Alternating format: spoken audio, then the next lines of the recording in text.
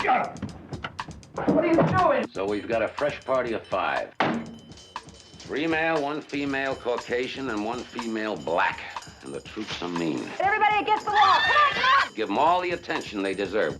Okay. If I don't walk out of here with $100,000, they said they'd kill me.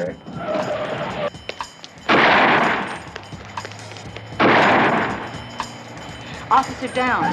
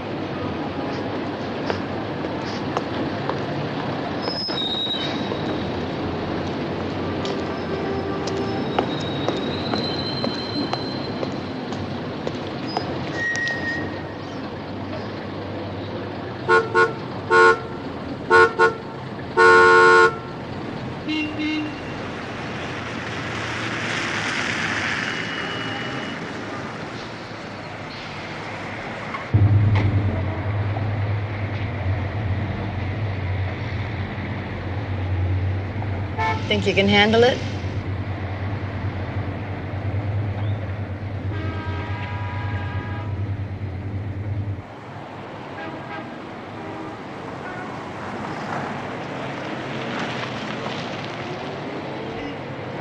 S4 to S1. He's not outside the pool hall and not in any of the cars parked on the street. Negative as far as we're concerned, too.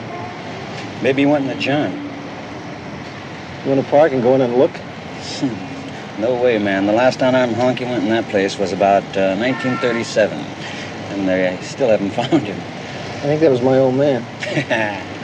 I hear you. You know, Pep, this is a real waste of time. By the time that girl hit the hospital, that pimp would have been on the milk run flight to San Francisco. If she doesn't die, she's going to be more afraid of him than she is of us. Right. If he does leave town, all those other players are going to be grabbing off his girls. And he'll come back 6 weeks from now with no money, no flash, and no broads. Maybe we ought to hit the Club of Universal Love, okay? I thought Advice closed that last week. Hey, where they gonna go when they get off duty? 14812, a 211 in progress, 13145 Avalon. All units in area, please assist. Code 3. Oh, we're practically on top of it. What do you think, Bill? They'll probably take us for the suspects.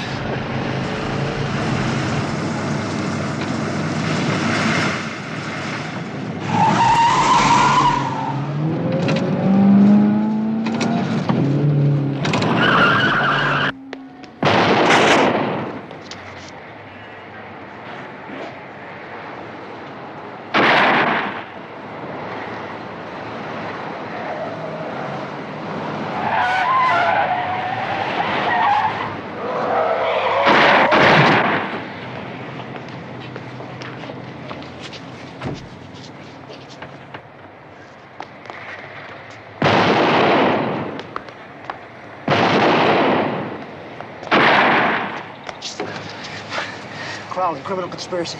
How many of them are there? Just one, I think. The poor Jack never had Yeah, it. we'll take care of Jack. What about the customers? I don't think so. Clerks? Owner? All I've seen is a shotgun. Hey, Joe! Keep his head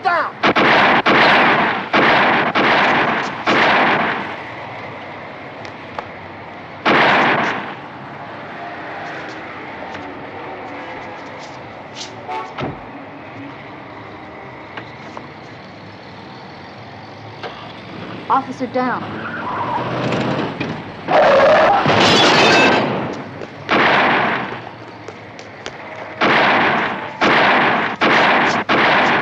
Hey, he's going out the back door. Come on.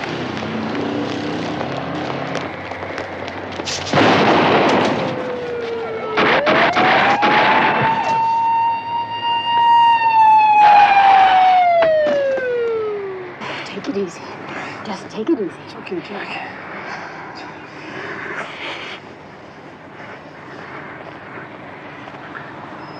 Ma'am, could you hold me, please?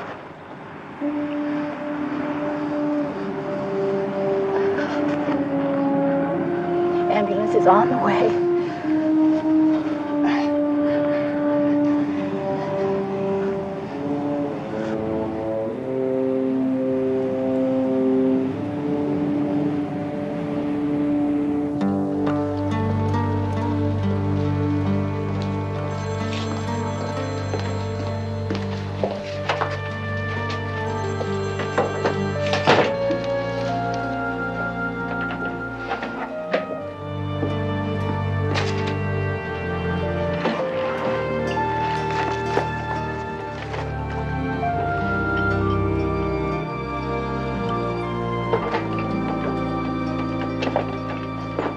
Oh, so that's where William keeps his stuff, huh?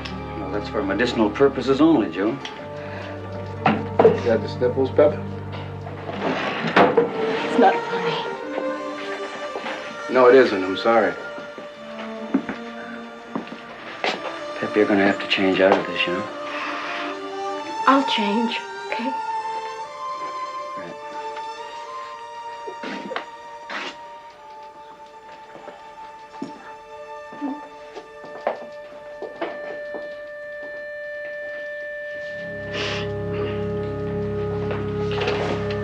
Pep, you okay?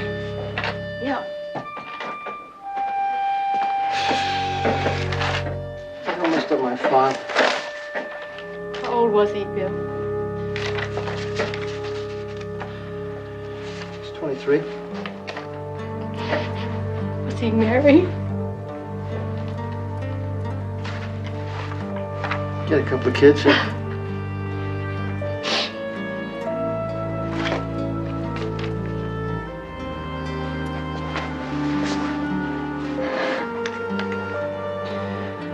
Pep, there ain't no way you're ever gonna get used to it. It's just a part of the business, honey. It's all right with you. Could I have tomorrow off? Okay. There's one thing you can be sure of. Crooks ain't gonna take any time off. They'll be out there tomorrow doing business as usual.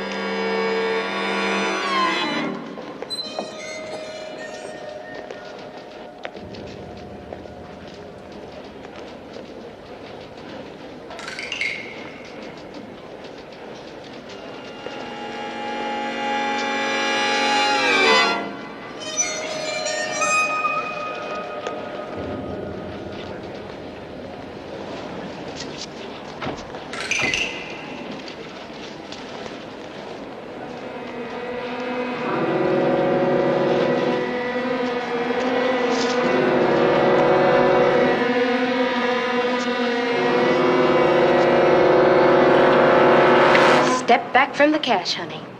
All of you, step back and keep your mouth shut. All right, everybody on this side of the counter hit the floor. Come on, move! Belly's down. All right, everybody against the wall. Come on, come on!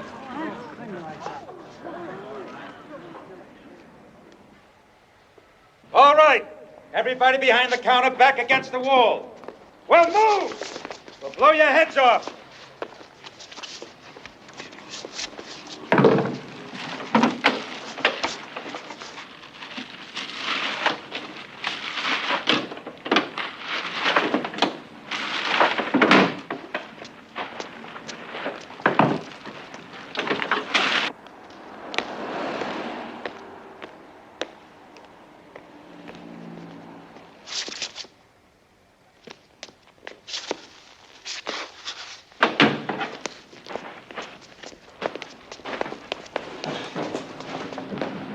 Open the door, honey. Honey, where's the alarm? Look, I asked you a question.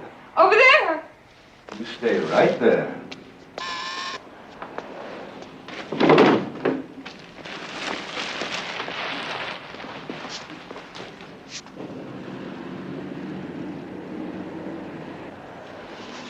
Black and white. Just went by.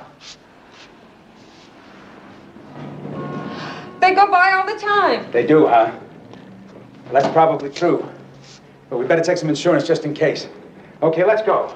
Let's go quick and quiet.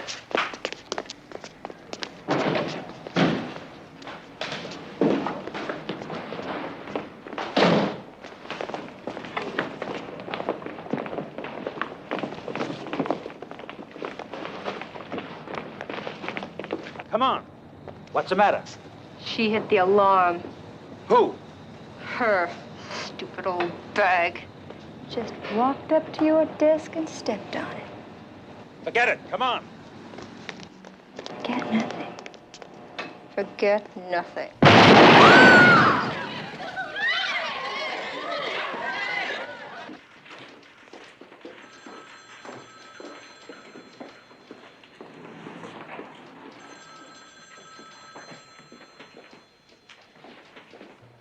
Bill, Pepper?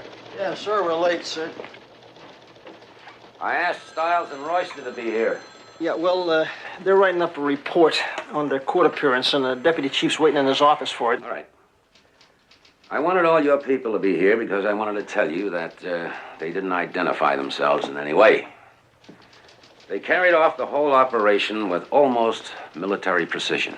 Anything about the girl? No.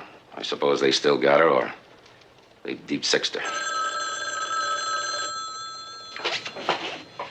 Grumman. Oh, fine.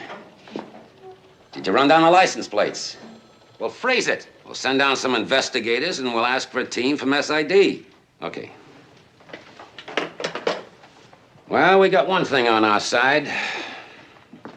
Harbor Division Patrol thinks they found the holdup car. License plates through the Department of Motor Vehicles, and they say the car was stolen about 1:50 today. So, we've got a stolen car. But they may have cleaned it up. Masuda, Fernandez, get down there.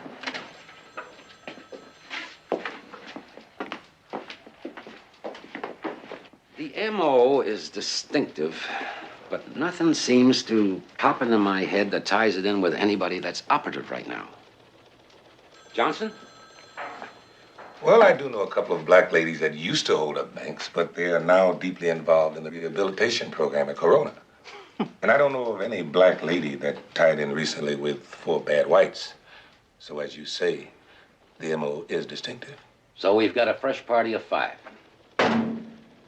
3 male, 1 female Caucasian, and 1 female black.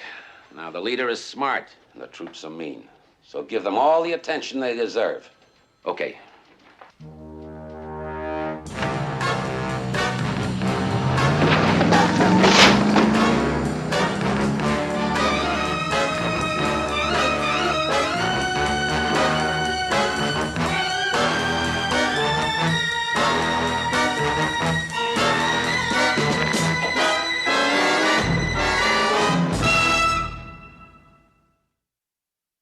Did they make any references among themselves as to why they robbed the bank? I don't quite follow you. Look, what I mean is, see, if they robbed it to gain funds for some political organization or cause, they'd come away on a kind of a high. I mean, usually they can't help boasting about it.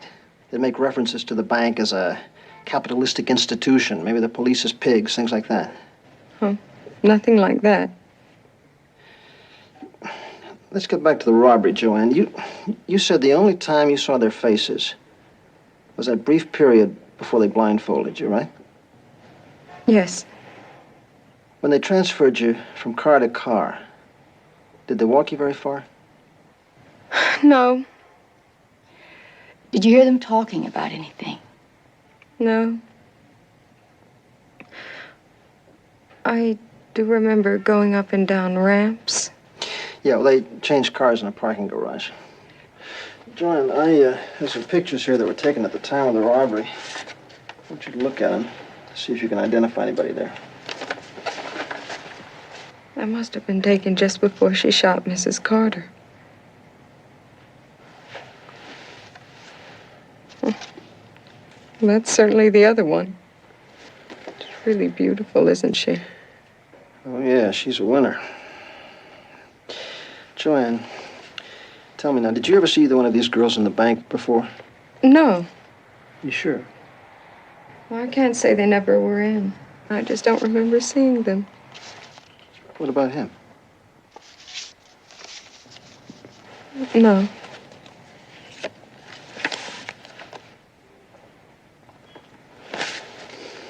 Okay, I guess that's it for the time being. Oh, Joanne, could I see you for a couple of minutes alone? You don't mind, do you, Bill? Thanks very much, Joanne. Hope you feel better. Yeah.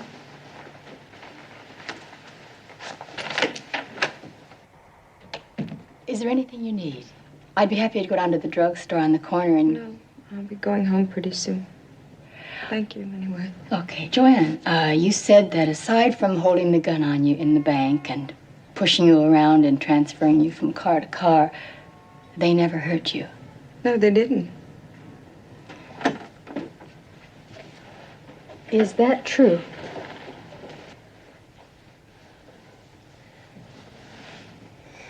No.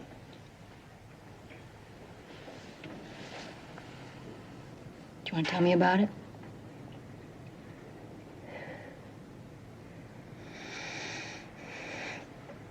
Before they put me in the second car, one of the men raped me. I fought back as hard as I could. I know you did.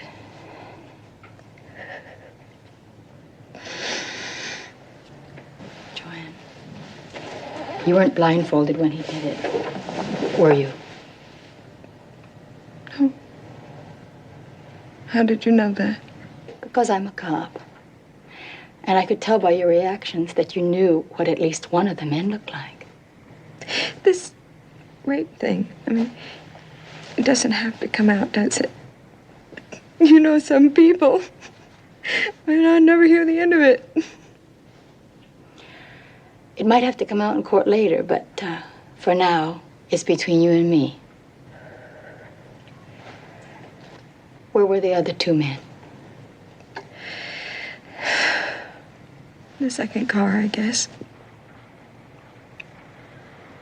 He took me down to the beach, so I didn't see either of them or the cars. What did the man look like? He was tall. He had dark hair. Wait a minute. He was ugly. What were the girls doing while it happened? They watched.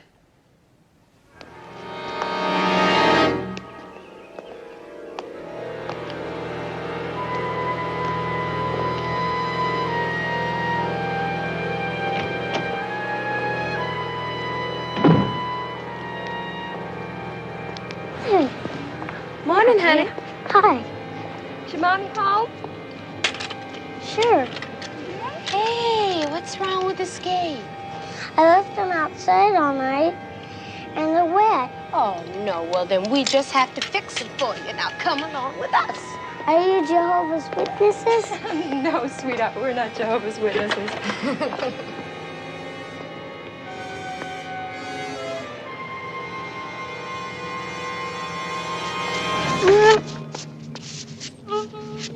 Mayor, I'll see you later. Joey,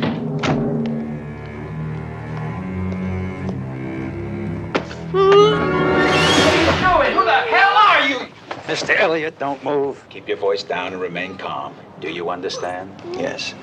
Now we're going to go into the house, and I'm going to explain the exact details to you. Meanwhile, for the sake of your neighbors, we're going to act like we're old buddies, okay? Come on now.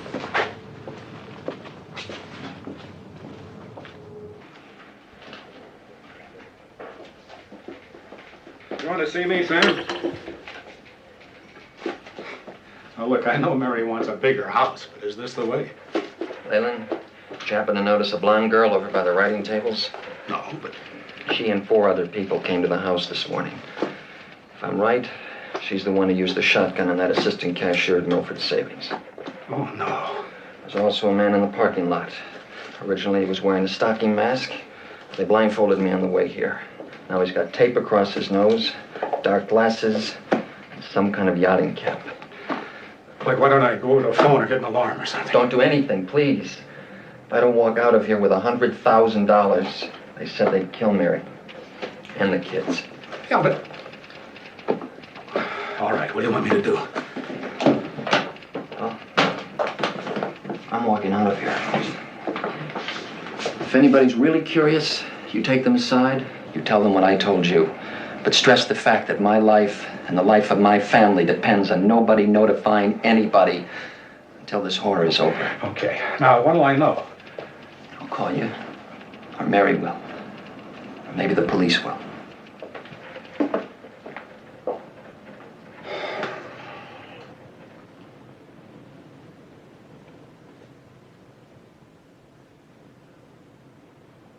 What do you call that? Rolling the chip. Could I do it? Yeah, maybe.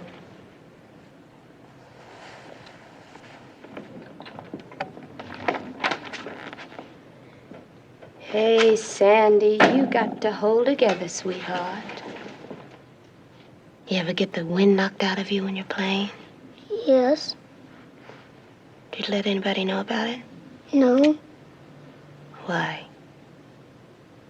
Because you wanted to keep on playing the game, right? I guess so. Well, that's what life is. You get the wind knocked out of you time after time, but you just won't quit because you don't want to stop playing the game.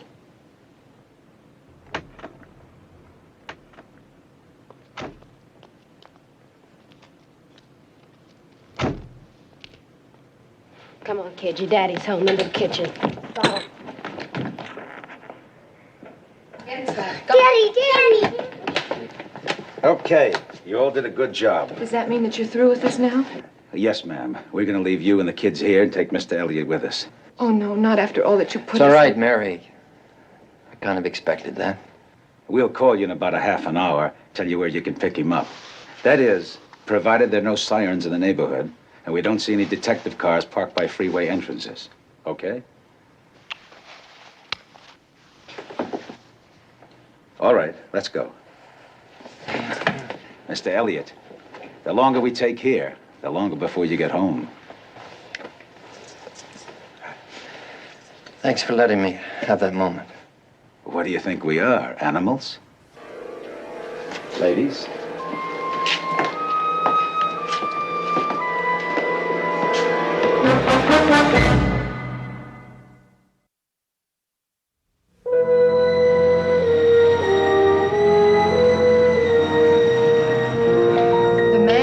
Most of the talking was well-dressed. He could have been in his early 40s. Did he have an accent? No, none. What's keeping them? Nothing could have gone wrong, could it? How do you mean? Well, San called. They were to pick him up. Why aren't they here? Mrs. Elliott, we'll get him back to you. It's okay. Look, I want to ask you a question. While your children were in the other room, you were alone with these men for a couple of hours, right? Right. Did anybody make any advances to you? No. Nothing at all? Nothing. They hardly talked to me. They watched television mostly.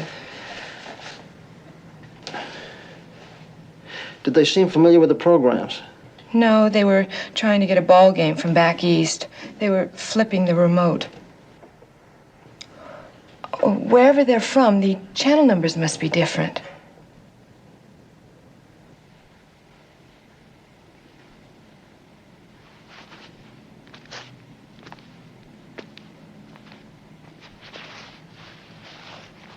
What are you doing, Jimmy? This was hers. Sure. I'm sure. She was fooling with it between her fingers.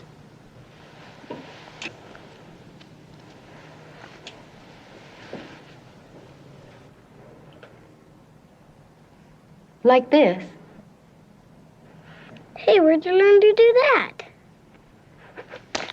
Cop school.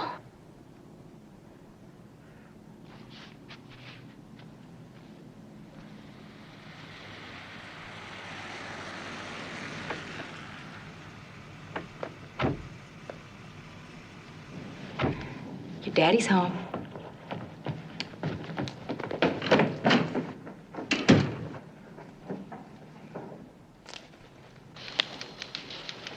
What's to say they didn't just stop by Vegas on the way? Nothing, except they do have girl dealers in Vegas. And if they were just passing through, she would have cashed in her chips. You made your point. Besides, none of the money has showed up locally. Point granted.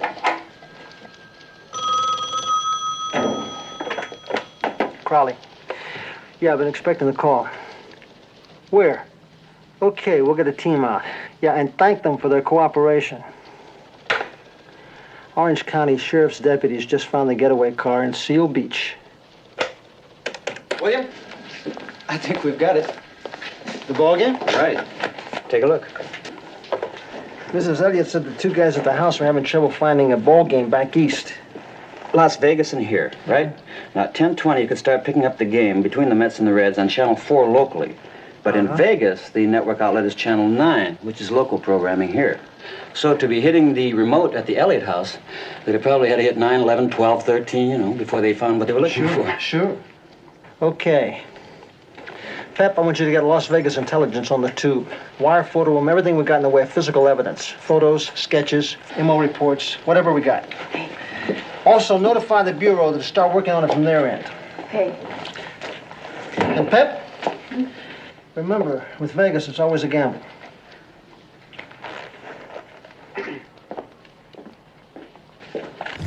Seal Beach is in Orange County, right? But it's not that far away. They could have doubled back on the freeway and taken a plane out the way they did the first time. If that's what they did the first time. Well, this morning we started off with 2 chances. Slim and none at all. I guess it's too early to hear anything yet. I'm gonna make a call. Well, I was just gonna check in. Okay, you checked in. Hey, Susie, have a little service. Yeah, what'll it be? 3 hot teas. 3 hot teas? 3 hot teas. We're starting to get some very interesting feedback out of Vegas. Great. They've seen our teletypes on the robberies and the suspect descriptions, but so far it means nothing to their bank robbery detail. All right. Now, they ran the whole package through the Nevada CII, and they came up with a possible match on a bank robbery in Carson City 9 months ago.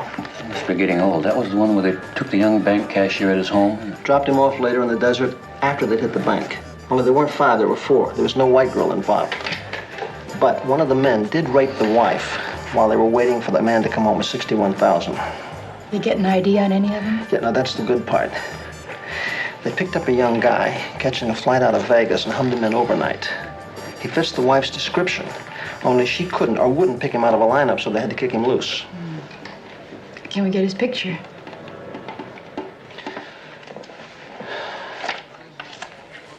We're gonna go check with the McCormick girl again, and if she says this is the guy who raped her, then you and I are taking a flight to Vegas.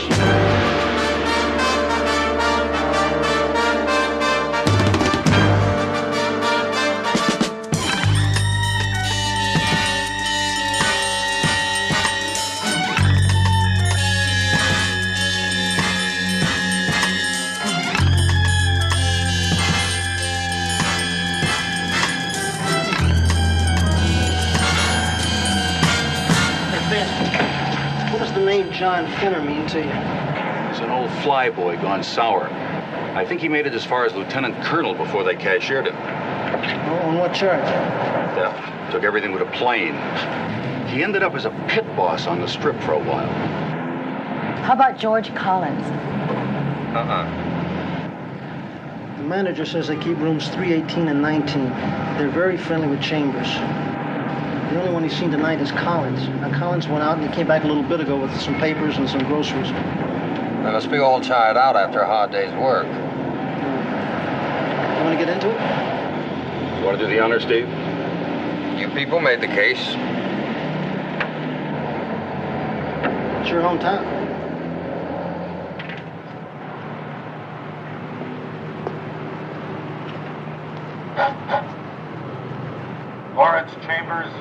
Karen Wilson, Lorette Blake, John Fenner, George Collins.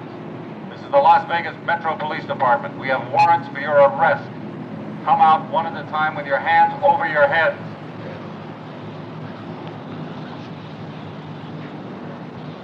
This is a second and final order to surrender. Lawrence Chambers, Karen Wilson, Lorette Blake, John Fenner.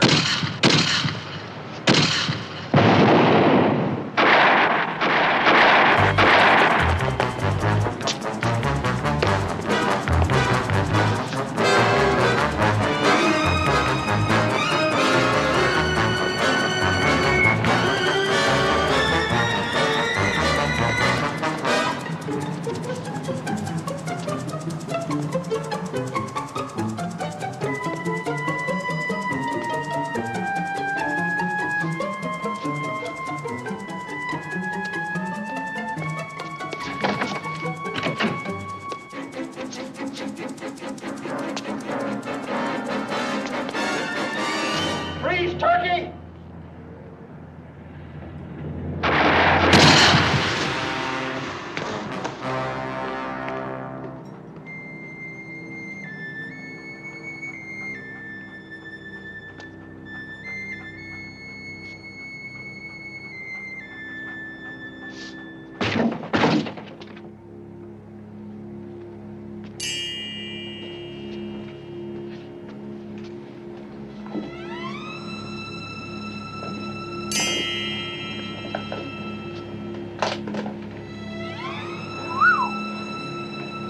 Well, it looks like every cent of it. I don't get it. Why didn't the others come back here with him? And why did he come back?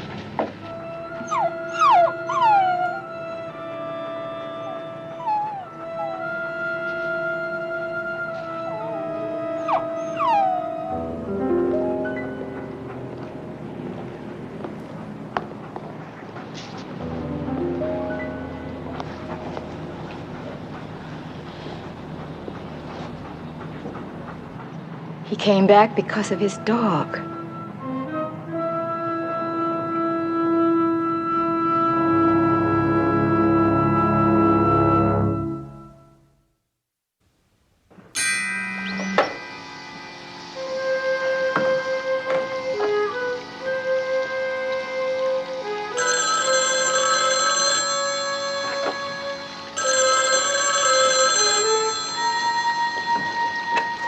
Hello? Yes, Johnny. How do you know? How? How could they? I don't know. I called him to find out what plane he was taking in the morning, and a strange voice come on the other end, so I hung up. I called his sister. She was hysterical. But her husband tells me it's all over the strip, even on late-night TV in Vegas. Who was it? Could be all of them, I guess. FBI, Vegas PD, maybe even some of the people from here. Oh, they used a bullhorn, and they called out every one of our names. Oh, my God. What are we going to do? Okay. Now, we're going to get by. You just listen to me. Stay in your rooms, keep calm, and wait for me to call you. Okay? Yeah, okay. All right, Johnny.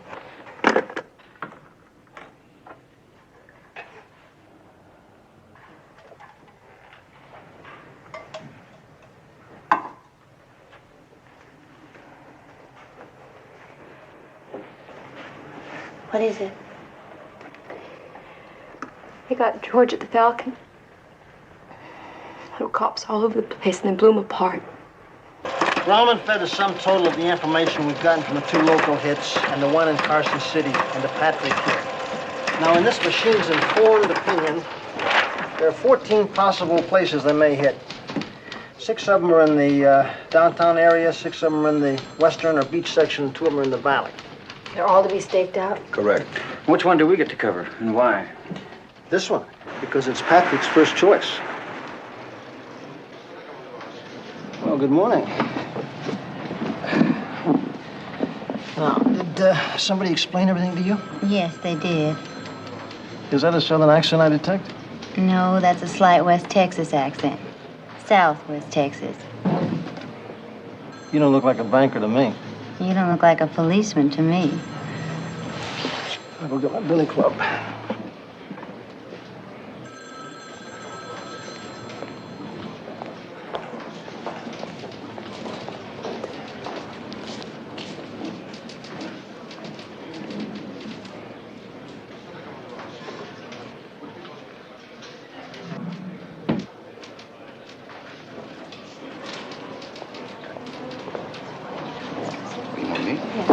Good morning.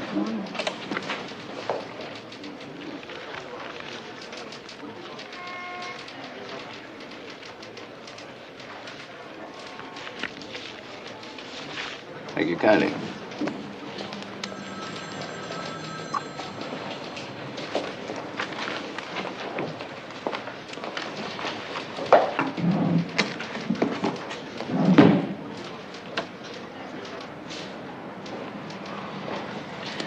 How's Trainee Styles doing? Well, to tell you the truth, he doesn't seem to have much interest in the work. And not much in the way of aptitude. I was concentrating on something else. That's kind of a shame, because we were hoping he'd get to like it and quit the force. Look, William, that's the last straw. From here on in, you're on your own.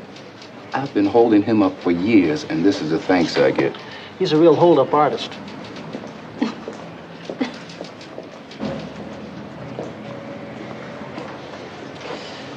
We may be down to 2 pretty soon, because Styles ain't cutting it as a talent. Oh, I thought it might be you, running off with Miss Texas over there. She is awful cute, isn't she? She's a doll.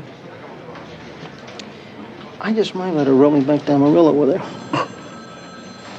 What have we got here?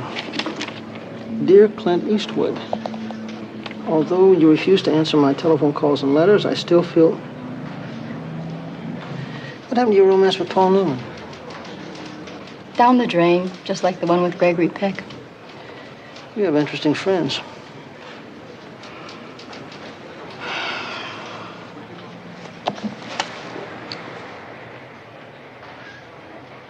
What's the matter?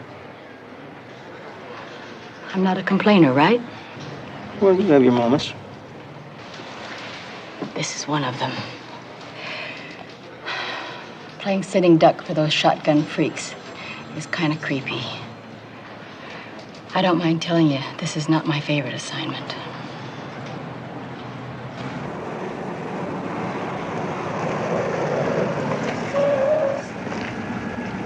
Can you spare it? I've heard about the meat shortage, but this is ridiculous. Lady, those patties are made up with other hands. If they were mine, there'd be no meat.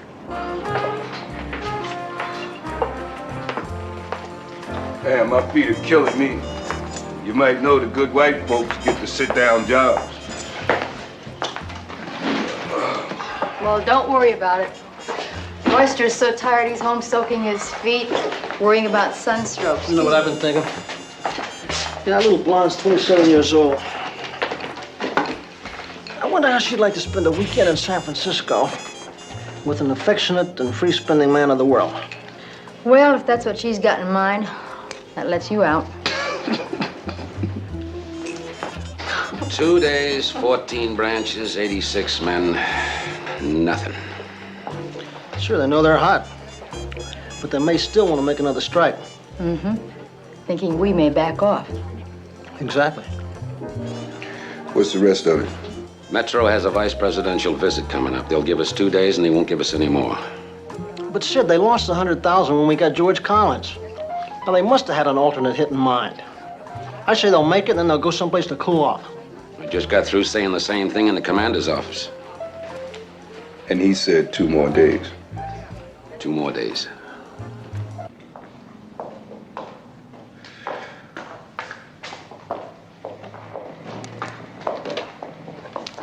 It's coffee for you, Pep. Peach truck.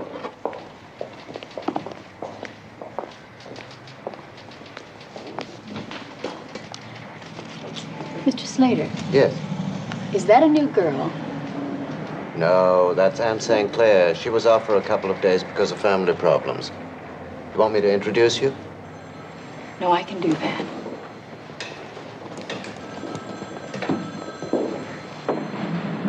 Excuse me.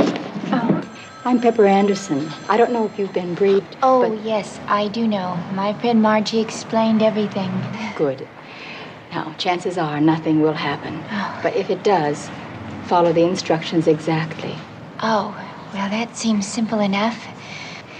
Now, if you want me to look scared, I'm sure I can manage that. You and me both.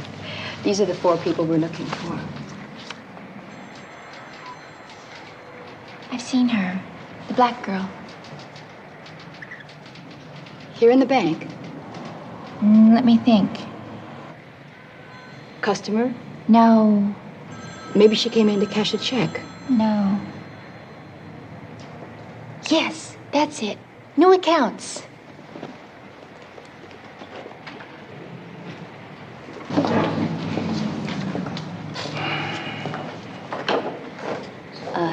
Do you think you can handle it today? What, this? Look, I'm gonna resign the force, come back here and be a big-time bank teller. You seem to deal with a nicer class of people here. Oh, excuse me a moment, please.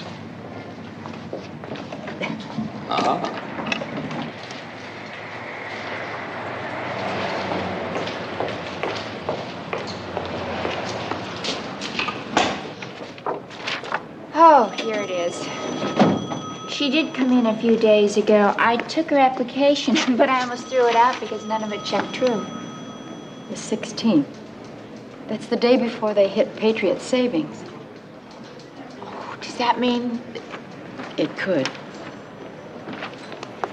Excuse me, Miss Hewitt, have you seen Crowley? Bill? Yeah, Pep, what can I do for you? Lorette Blake was in this bank on the 16th. She filled out a phony application.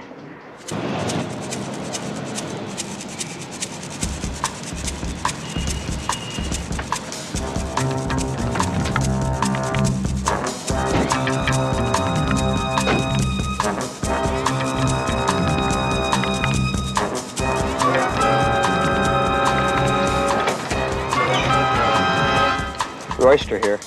Fenner and Chambers just entered the bank. It's going down. That's a Roger, Pete. The girls have dropped off in front. S7 to Control. It's happening at Western Mutual. Control, that's a Roger. We'll send in additional units and copy to robbery homicide.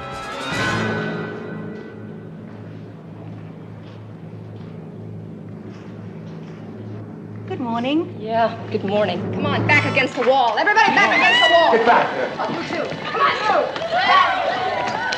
All right, that goes for you people too. You step back against the wall. You don't pick up anything. You don't touch anything. Move.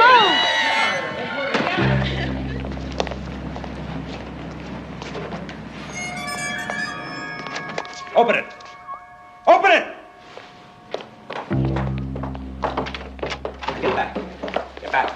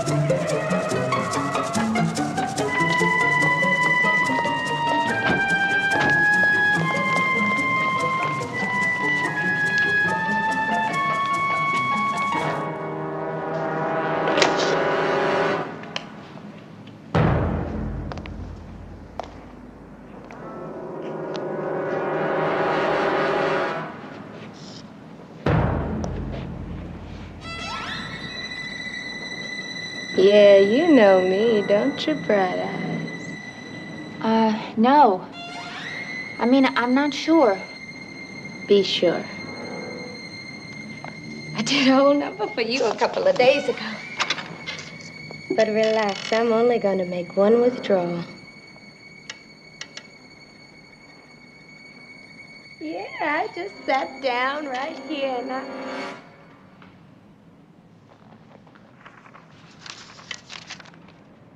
How come you got my application?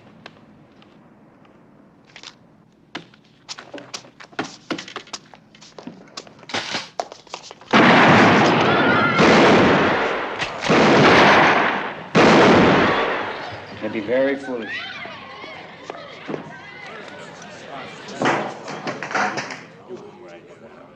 Benner? It's all over. It's all over, Fenner. Slide that gun out.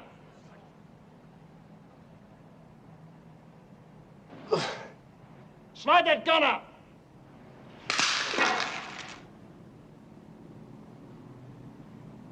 Now come to the center of the door with your hands locked on top of your head. I said on top of your head.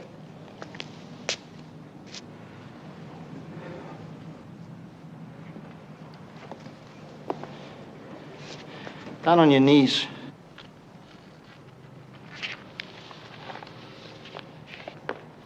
Cuff him.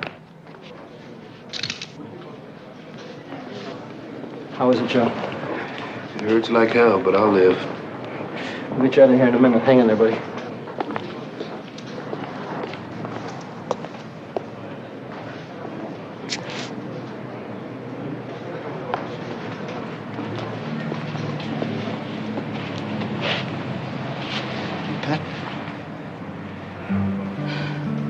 Joe, okay? Well, he's too honored to get hurt bad.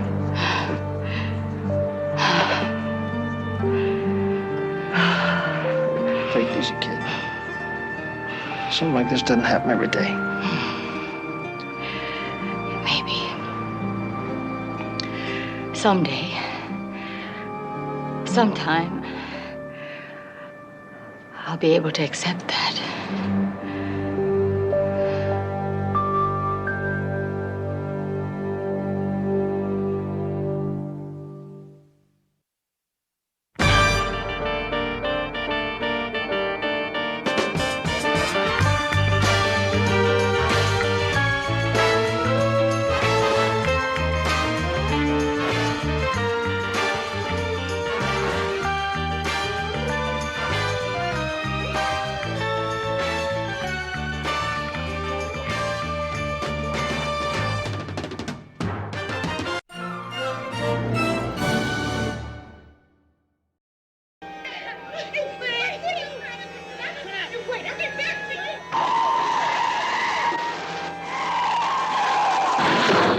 I don't think she'll mind spending a little time in jail doing me a favor. She can spy on a homicide, and I'm going to see that she takes the fall for it.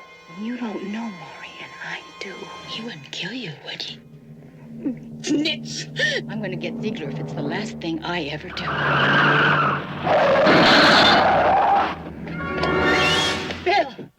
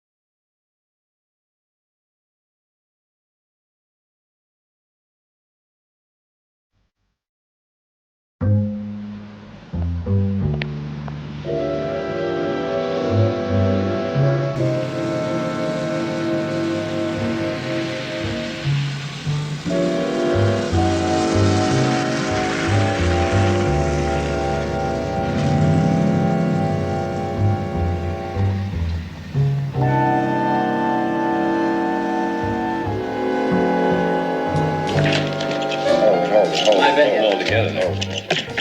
In a minute. She'll cut. Okay, there you go. Thank you. I feel better already. Now, we can proceed with the game. I promise you I won't cheat. I hope not. We better ante up, otherwise there's nothing to win.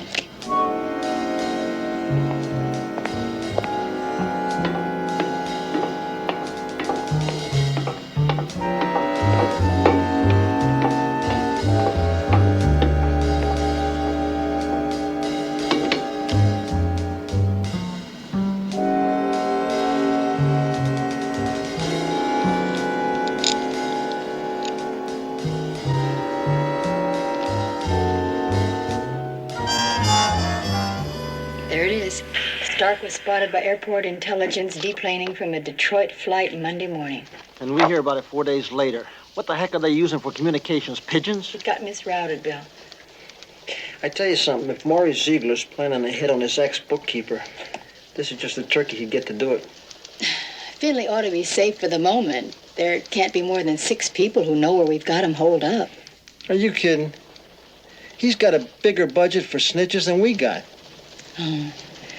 Then the hit could come when we shuttle Finley to the courthouse. You better put an intelligence report out on this guy. I mean, right now.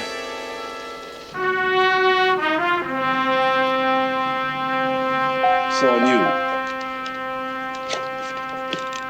I'll take 3. Hey, we better ante. Yeah, I appreciate that.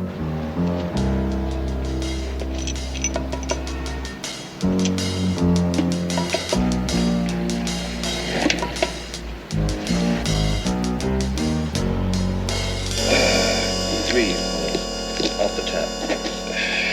Two for me, please. 2. Now, excuse me, the doctor's got to see what he has below.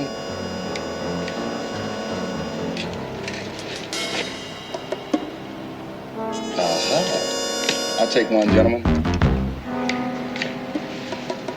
Have that one blue. Yes, what about you, sir? I'll bump you 2 blues. Oh, you bumped 2 blues. Oh. See ya. No, I don't. I'm out. You're 2, I'll call. Well, what you got? Read 'em and weep. Aces and 8s. That's a dead man's hand, Finley. How's that? Wasn't that old Wild Bill Hickok thought he had it made? And he got it in the back.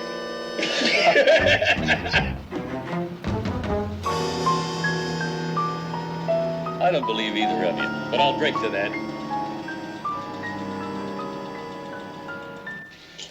Man doesn't believe his beat. That's a first. Yeah.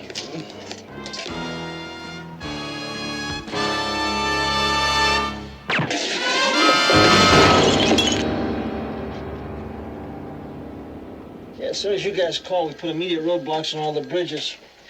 The choppers and the harbor police are patrolling the shoreline.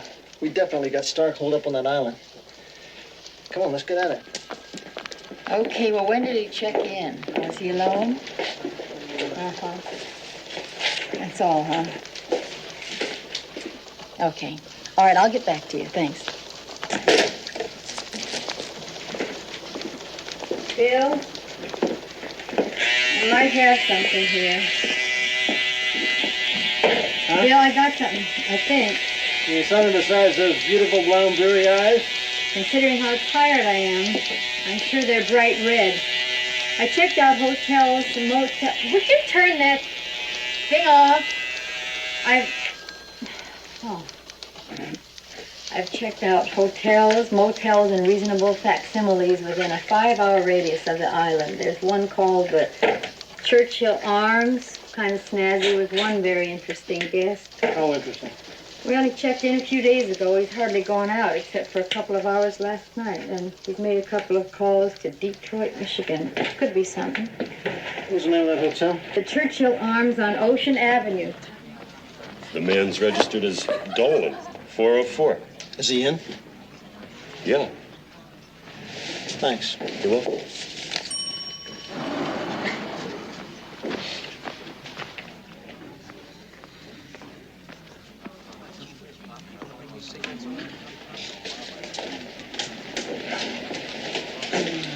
Ziegler's chick. Yeah. Our friend's in 404. Hey, Joe. Yeah. Taylor. Pete, we want Stark alive and talking. All right. I'll get the fire escape done. Good.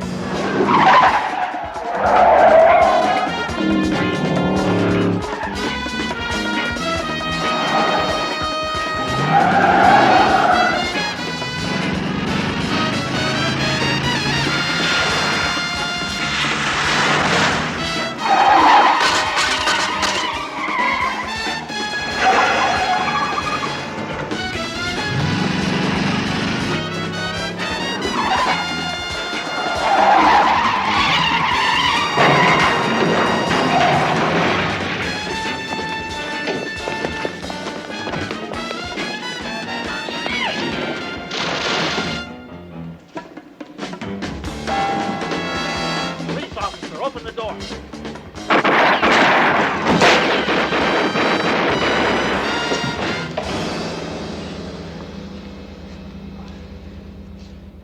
Don't you die on me.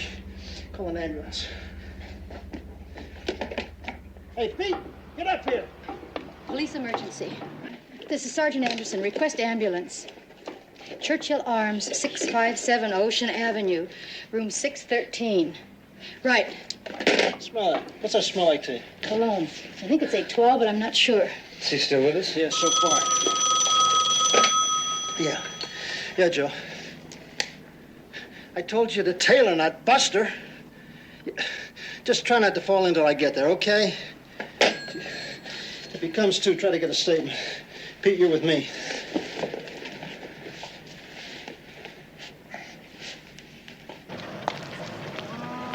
What'd you charge her with? Running a red light, speeding, reckless driving, in violation of State Ordinance 1012. What the heck is that? Polluting the harbor.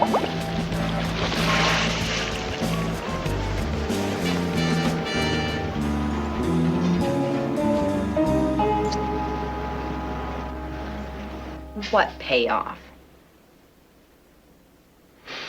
Ma'am? Sure. It's nice. That has a very familiar smell to it, Miss Bly. It shouldn't. It's expensive. Tray, share, as they say.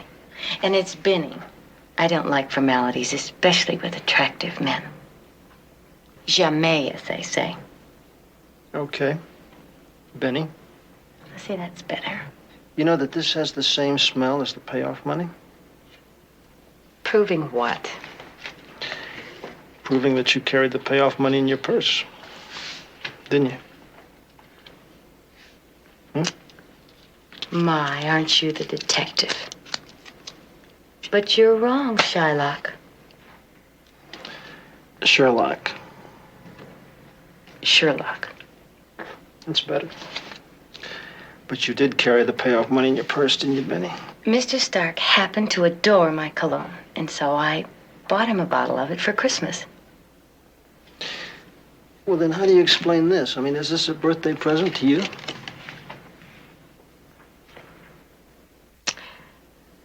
We just spent a few hours together, and apparently while I wasn't looking, he just put that in my bag. I don't know why. I can't imagine why, but when I saw it, well, I didn't want to get busted on a Sullivan, so I got rid of it. I tell you, Benny, you got the wrong state.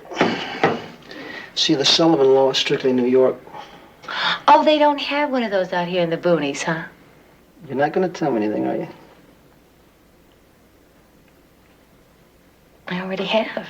Know what happened to Pinocchio when he didn't tell the truth?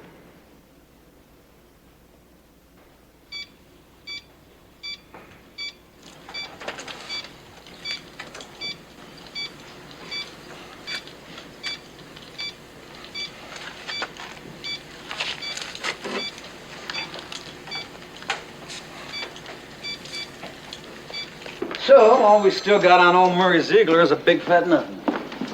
You throw his old lady into the slam on a murder charge, maybe that'd give him something to think about. And the bail money that the 8 lawyers would have come up with would take about 8 seconds. That's possible.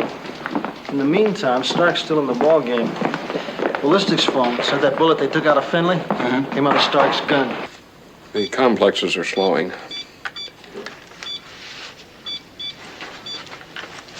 You'd better make it fast.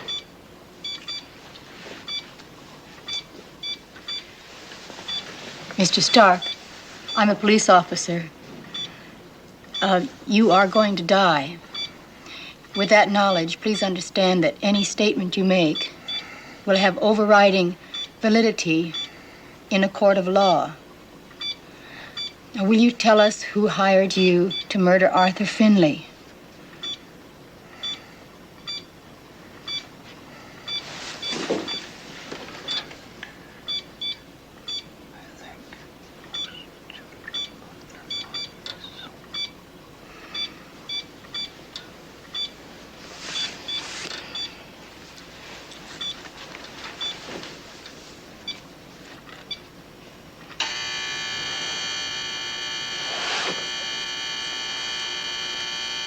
$250,000.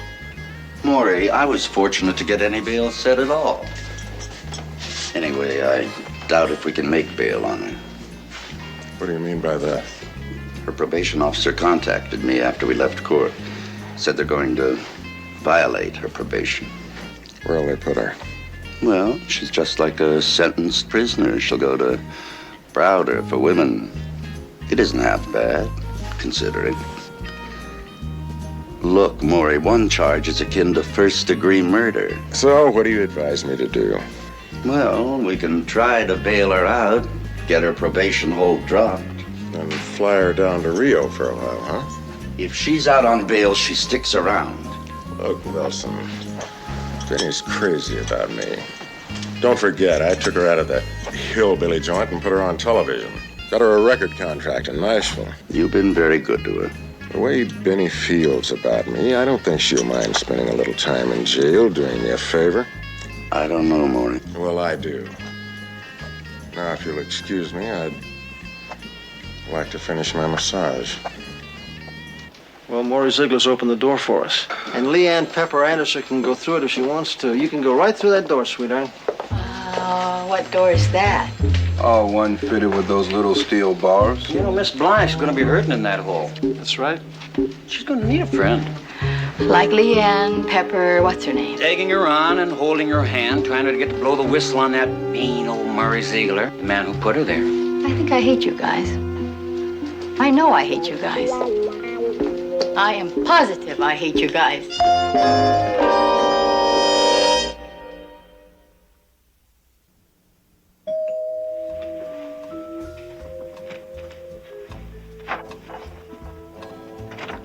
Hi, Bill. Hi. Hi, hello. Pepper Anderson, this is Dr. Esther Howell. Nice to meet you. So nice to meet you. You want to come in and have a drink? What would you like? I'd like software, thanks. Bill? I think I'll have a shot of that tequila Pete left here if you still got some. Why don't you sit over there, Doctor? Okay. No Spanish tonight. Oh, you do? I'm so glad you were able to come over, Doctor. Oh, thank Yeah, you. we had an interesting conversation coming over. She's got some things to tell you. I told the doctor we're taking you before Judge McNally tonight and charging you with prostitution. I can hardly wait. She'll be known as Eve Dennis.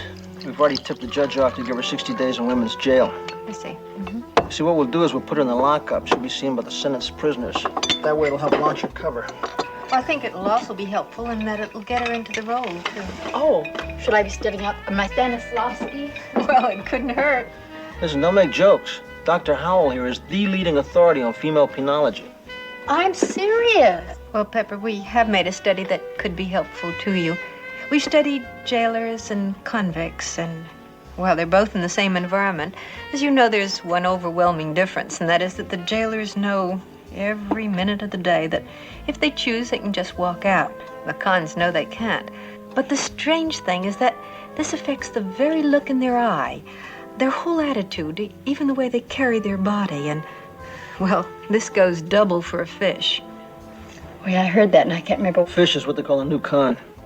Oh, yeah, that's me.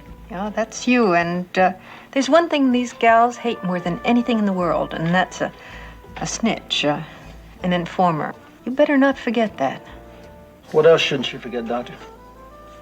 I don't mean to scare you at all, Pepper, but you're walking into a powder keg of emotions. People who feel frustrated, futile.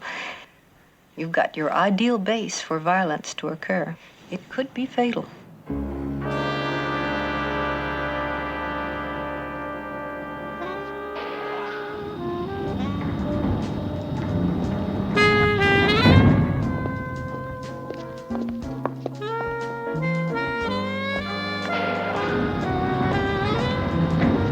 Okay, Jacqueline, I'll take her over to the dormitory.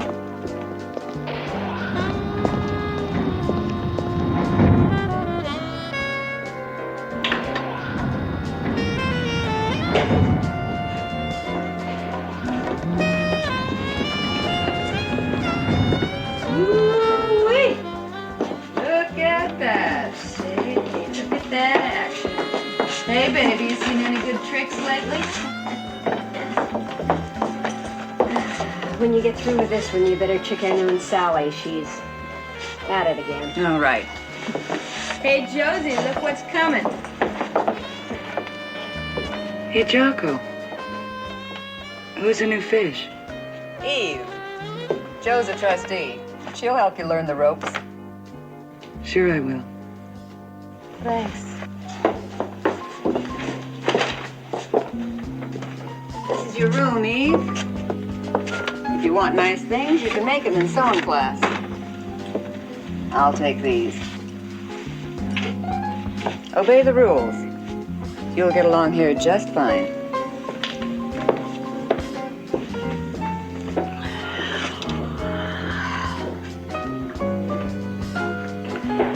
Dear Crowley, I think you're a sinner. Listen, I got a sable. I wore it like a wrap, right? Fantastic. I don't know what it cost. Wait a minute, I take it back. I do know what it cost. I went out the next day and I priced it. And let me tell you, did it cost? Well, anyway. Oh, hey, here, I made these. Oh, thank you. Yeah, that's terrific. That's fine. Listen, has anybody got a cigarette? Yeah, sure. Here, take mine. I've got plenty. Keep the pack. Thank you. Miss Bly? Miss Bly. Call me Benny.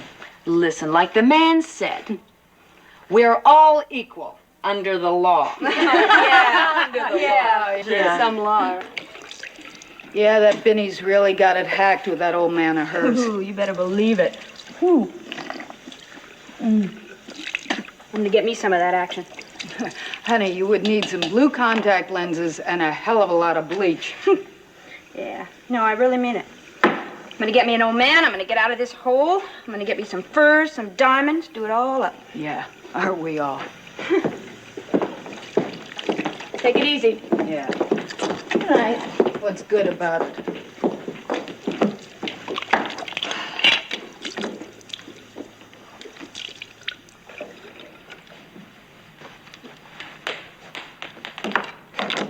How do you like the water, fish?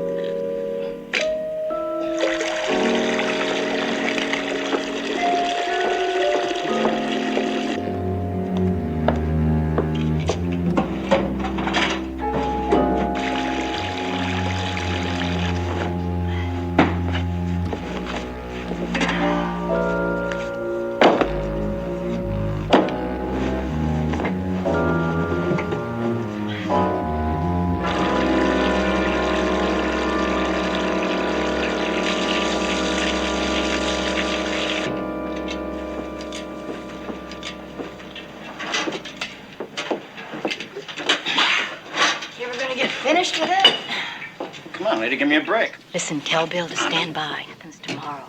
But they're treating her like a real celebrity. I'd hate to be in here for 20 years. Yeah, these goosenecks give you a lot of trouble sometimes. Yeah, I see that. Come on. I've been in the business a long time.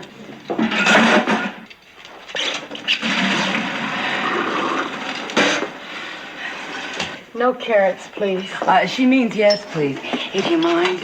I got a fish at my table. Eats nothing but carrots. Oh, carrots, Maybe your please. mom told her they were good for her eyes.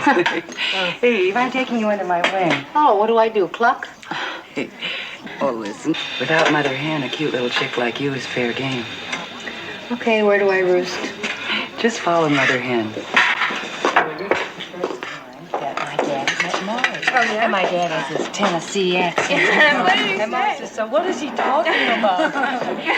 Hey, gang, this is Eve. She's okay. Hi, fellas. Hi. Yeah, she's a fish.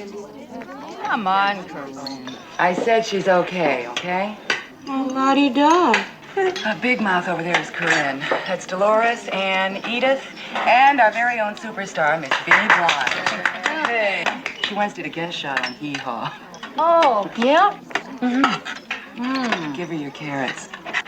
No, I've decided to eat them myself. My mommy said they make my eyes pretty. Yeah, you need it, lady. Benny is Maury Ziegler's girl.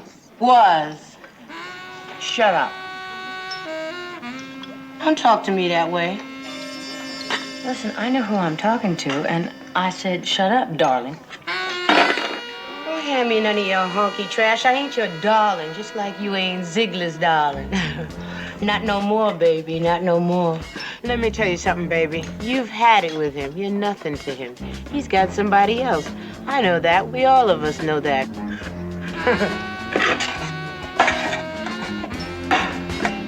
Get out of my carrots.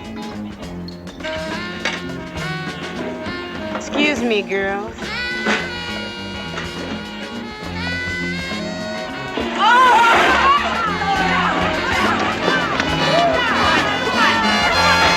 Who started this? Corinne! Snitch! Snitch! All right, Corinne, let's go. Snitch! Come on, Corinne, snitch! Corinne, snitch! Snitch! Shut up! You think you're better than all the rest of us? Snitch! Come on. Get yourself.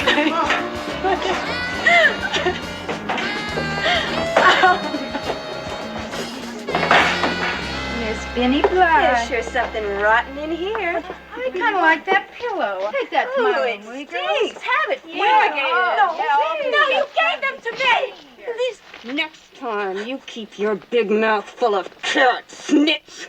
No. Please shut up. This is mine. It's yours? You want it so bad? Here's your new sable, sweetie. There she goes. Isn't she beautiful? Oh, she's a real winner. No. Here, come on. No, get out of here. You're like the rest of them animals. Come on, let me. Leave me alone. Get out of here. Leave me. Oh, leave.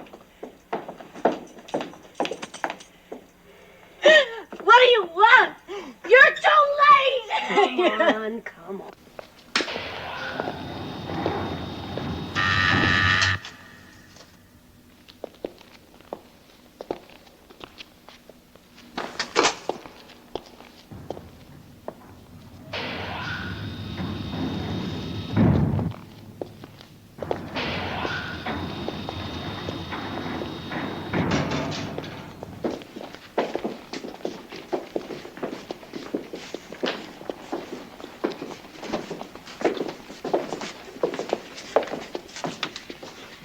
Insomnia? Eve, this is Lois. We're putting her across the aisle. Introduce her around tomorrow, okay? Sure. This is your room, Lois. It's late. We'll give you further instructions in the morning. Good night.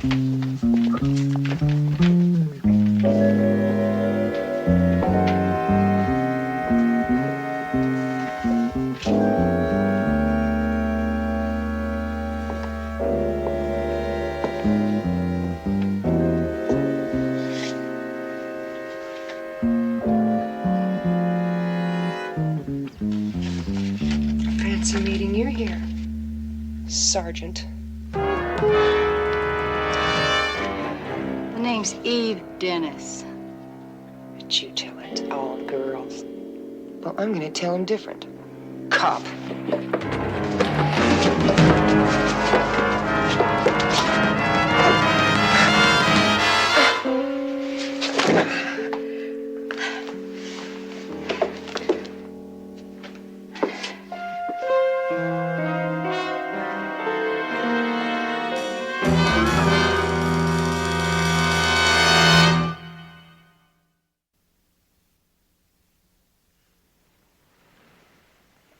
You lousy pig. You listen to me, Lois. You're going to keep your mouth shut, understand? Oink, oink! You're going to keep it shut or you're never going to get out of this place. You can't threaten me. This is my place. Listen to me, baby. You blow things for me, and I'll see that you end up doing more years in here than you've got fingers and toes. And you better believe that. As of now, right now, you are a very sick girl. You've never felt so sick. You are nauseous. You are feverish. What you probably have is contagious. Correction, it is contagious. What are you talking about? Something that's going to carry you down to quarantine, to county general isolation for as long as I want you to stay there. Swine. Take it easy. Now, you play along with me, and I won't cross you, but you better do as I say. Understand? What's going on in here? Oh, this new girl is sick. You know, she passed out. Huh. How do you feel? Lousy. Help me get her up. Come on, sweetie.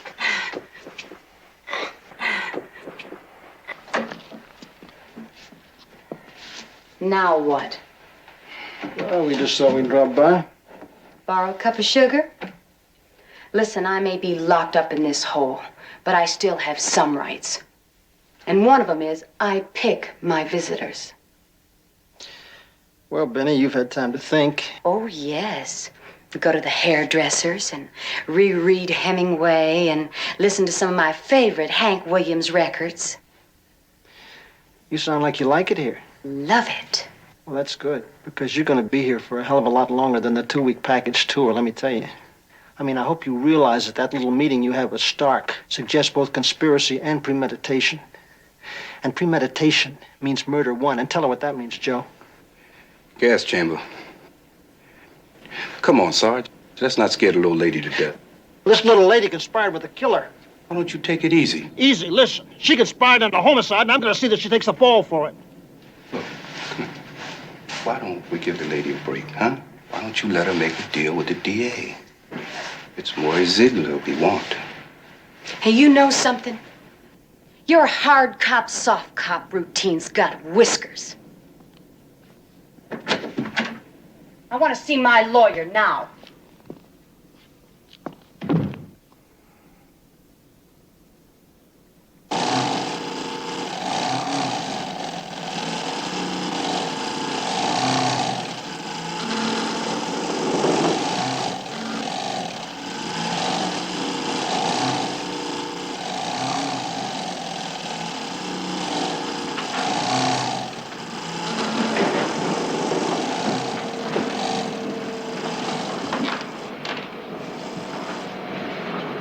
Listen, honey, could you use some weed?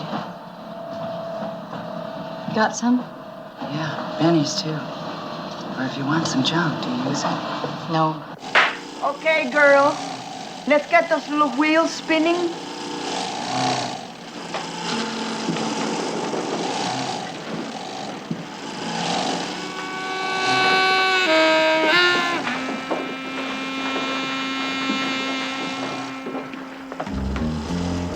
Behave yourself this time, Corinne, or it's back to isolation.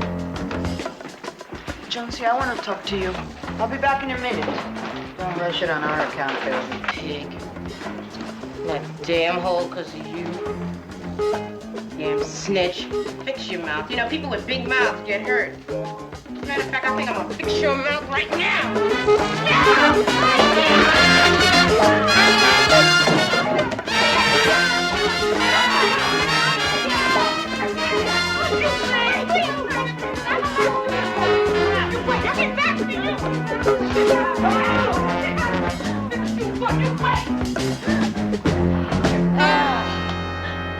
with a homicide rap, that's for sure.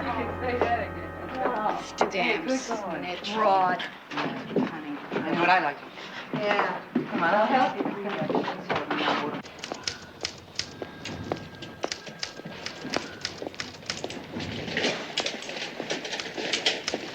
Hey, Corinne, welcome home. Hi, Bill. How'd it go down, Corinne? Not quite the way we rehearsed it.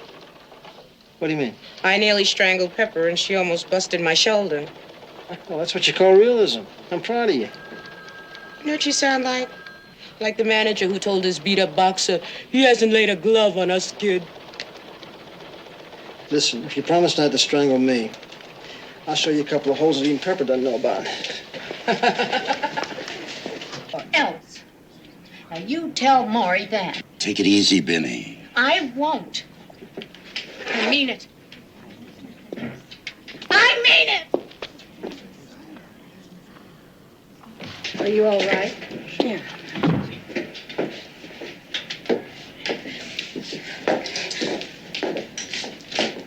Eve. Listen, I forgot to say thank you. For what? For saving my life. Yeah, I don't care why you did it. All I know is because you did, I'm here, and forget it. I never will. Hey, honey, things can't be all that bad. Oh, yes, they can.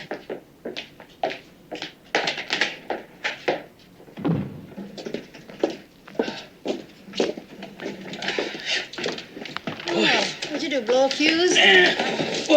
She's threatened Ziegler. Lady, I'm a married man. Huh. Some people, huh? Or else, Maury. That's what she said. Maury, let me try to bail her out, or you'll regret it. Mr. Ziegler. Yes? The marshal's office.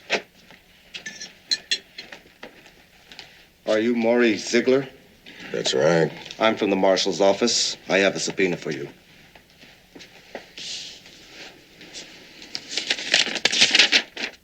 It's a subpoena commanding you to testify before the grand jury. Against Benny? All right. And it also forbids you to leave the court's jurisdiction. You've done your duty, officer. Now get out.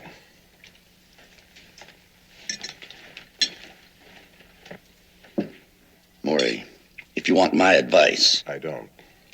Now, why don't you get lost, too?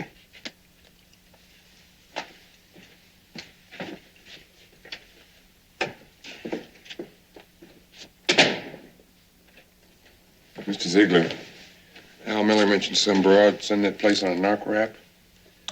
I think he said she gets out on Friday. Maybe she'll be needing some bread.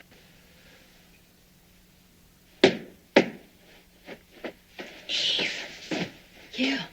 Listen, I gotta talk to someone, okay, please? Sure. Come on in, sit down. Sorry I don't have a coffee to offer you. Listen, about that cop I saw before. That Crowley? Yeah. Well, he said... What'd he say? He said I could get the gas chamber. He's bluffing. You think so? You only did what Maury asked you to do, didn't you? Yeah. Well, the worst they could give you is life. Life? Well, not really life. They'd parole you someday. Oh, sure, when I'm a hag, a real hag. He wants me to keep my mouth shut, but he won't bail me out of here. Well, then you don't owe him a thing, right? Oh, I don't know, Eve. Listen. In this world, a girl has to take care of number one. I learned that when I was sweet 16, only I was about 12. What else did this cop say? He said that I could talk to the DA and, tell him about the things I know. Well, I'd buy that. You don't know, Maury, and I do. He wouldn't kill you, would he? Listen, Benny, I've been around the block a few times, and I know a lot of things. If you go to the DA and tell him what you know, tell him what he wants to hear, him and the cops, they'll help you get away from here and away from Ziegler, and you can start all over again.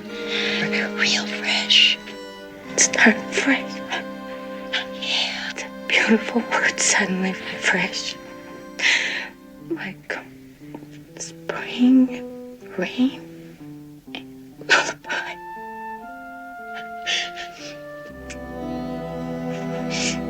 You know something? My daddy, a long time ago, he told me that those 3 words were the most beautiful words in the whole English language. Well, yeah. Good night, Eve. Thanks. Listen, I feel a lot better, honest. So anytime you feel like talking, come on in and talk. And it'll be okay.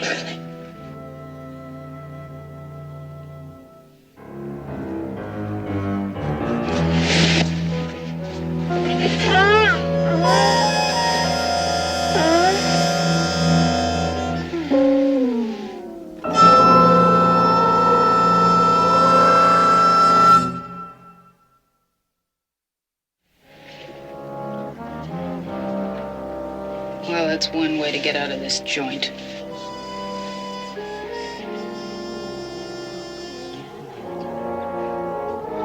Poor thing OD'd. OD hell, she wasn't even a user. Damn it, Ziegler got to her. Yo, look, Bill, what are we gonna do about Pepper? I'm jerking you out. No. What do you mean, no? No, Sergeant. Come on, Pep, cut it, will you? I just can't walk away from this one. If we hadn't pushed her into threatening Ziegler, she'd still be alive. So life can be lousy sometimes. Forget it, will you? No! I'm going to get Ziegler if it's the last thing I ever do. Look, Pepper, we're not running a vendetta here. Now, one of these days, Ziegler will make a slip and we'll nail him. For now, we're stuck. Oh, I don't know about that. Don't you? What do you know about? I suspect, and strongly, that Benny was done in by our local friendly pusher, a girl named Jo Enders. Yeah, go on. They release her on Friday. Spring me the same day, okay, Bill? What makes you think you can tie her to Ziegler? Just let me try, okay? Hey. Hi, how are Just you? came in to say goodbye. My lawyer got my sentence, modified. You mean you blow this trap? Yep. When? Tomorrow. Hey, listen, I get out tomorrow, too. No kidding. Yeah. That makes 2 of us. Yeah, 2 of us. Hey, what are your plans? Well, my old man will be waiting for me. Yeah, with like maybe 10 tricks in tow. Yep. Listen, sweetie, how would you like to take a trip, just the 2 of us? A trip? You and me? Yeah. Where? I don't know. Acapulco? Acapulco, it's hot there. How about Paris? Yeah. Where would we get the bread? Listen, I got 20 thou coming. Oh, you're putting me... No, it's the truth. Oh, come on. Really? No, I'm on the level. Well, I got a level with you. Now, Silky, he's gonna be waiting for me, right? Right. Now, life with him, it's, it's not perfect, but it's a steady thing. I ditch him, and it turns out you're snowing me about the money, then I got nothing. I'm sorry. Listen, the guy with the bread is meeting me at the gate. Now, you come along and watch while he hands it over. 20,000?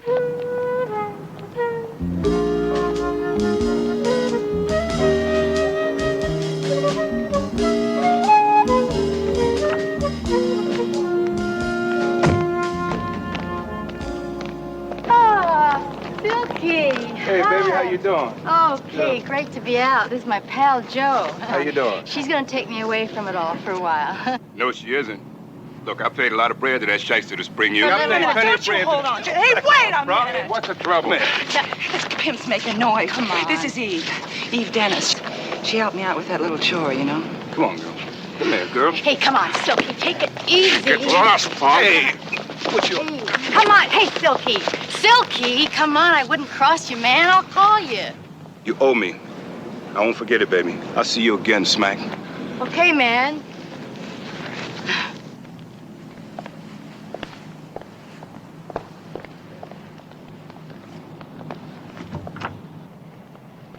See you, Silky.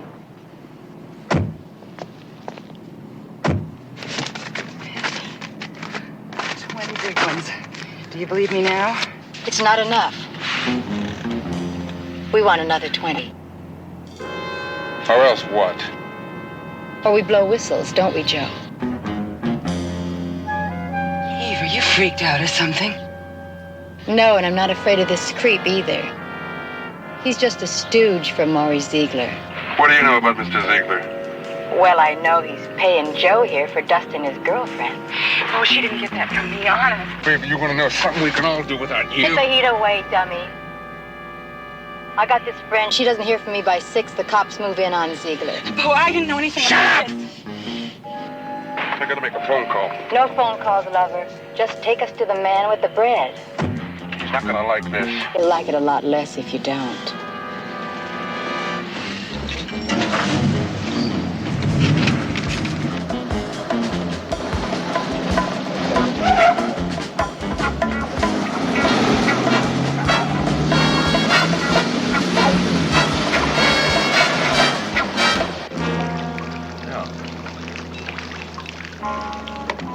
Third and Commerce at 11 o'clock. Mr. Ziegler. Wait here.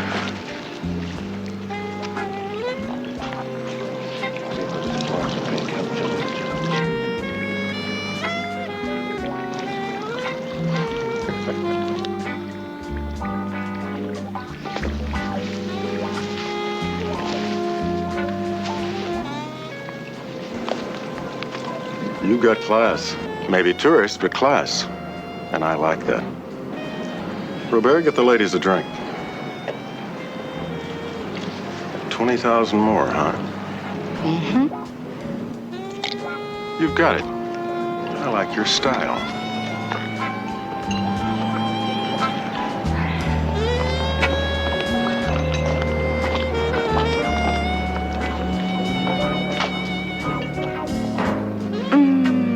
Scotch and water, please. It's going down smooth.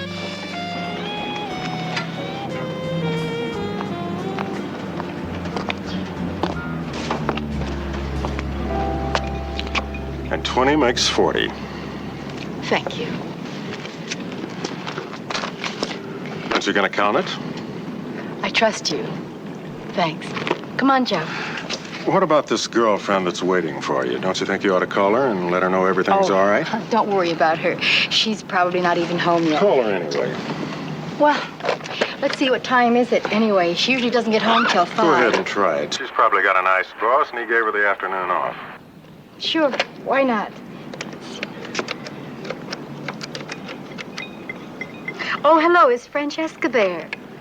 Oh, too bad. No, it's all right. I'll call her late. The time will be 3:47 and 20 seconds.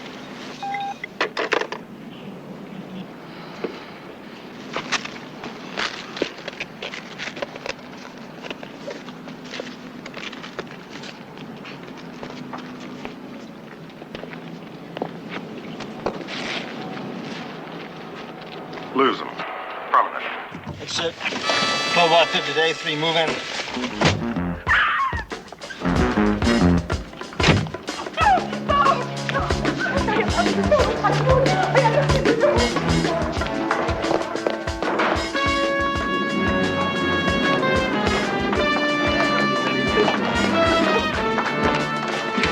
Please, Happy.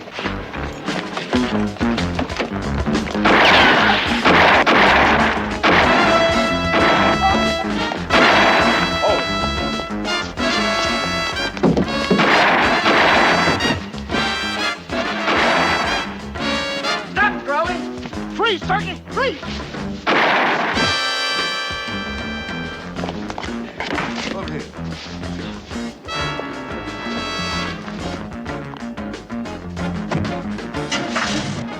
Requesting additional assistance, 611 Elm Drive.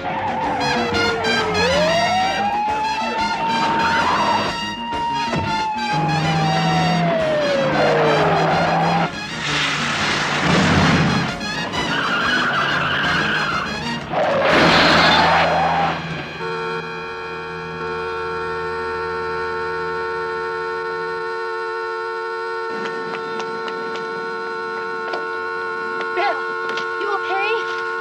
Bill! Bill!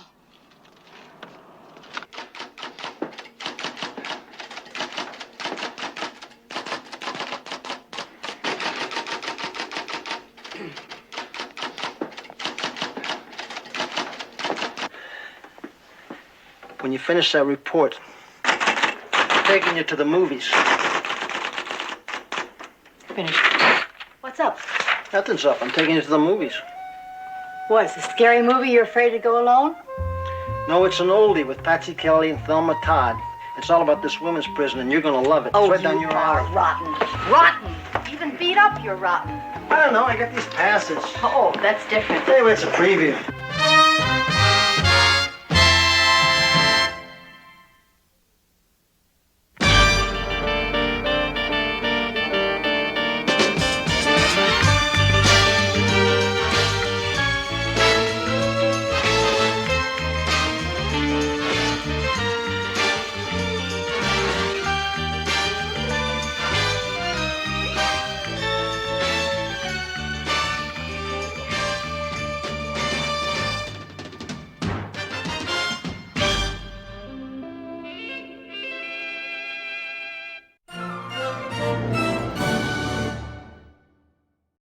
Anything I have to say, I say tomorrow night at the university, loud and clear.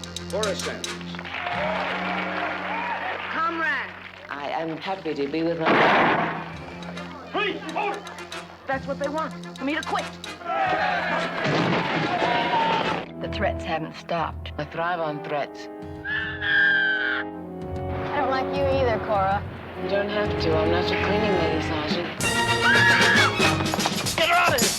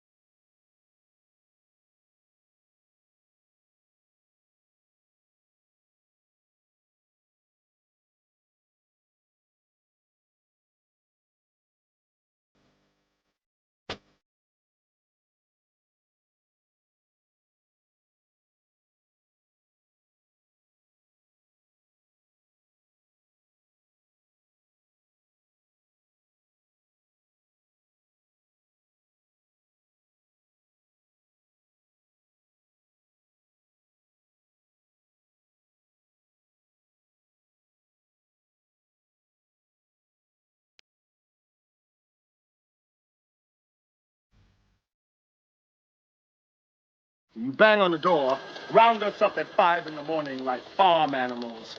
Then we want to know why. We don't like it any better than you do. Okay, Michaels, what we want to know is, did you or any of your buddies send us this little love letter last night? If it's of any interest to you, and I'll bet it isn't, I graduated cum laude in philosophy. I flunked typing. Keep Cora Sanders out of this city, this country, or else she gets wasted and maybe some of you pigs go with her. I didn't send that, and I didn't type that. You see, I wouldn't waste the time on Cora Sanders. You still don't dig her since she split from you, huh, Michaels? Well, we should have never let her in the organization in the first place. You felt she might detract from your masculinity? We felt, Sergeant Anderson, that she detracted from our blackness. You see, she's a communist, a Marxist, preaches how all brothers of all colors should groove it together. And we're black, all right? This washroom and this world for blacks only. Yeah, well, Black Cora Sanders arrives here this morning. Now, she's going to be here about 2.5 days. So, gentlemen, I suggest that you behave yourselves at all times for the next 60 hours.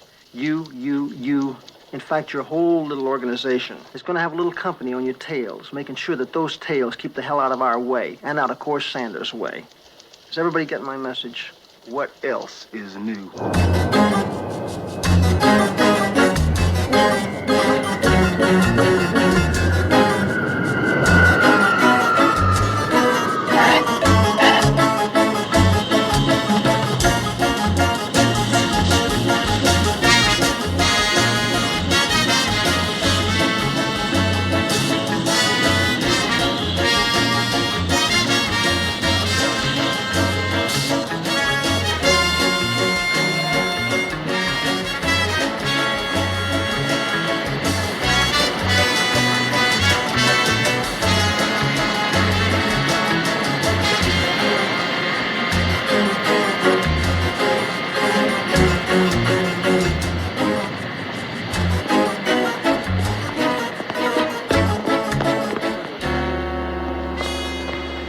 Smile, Pep.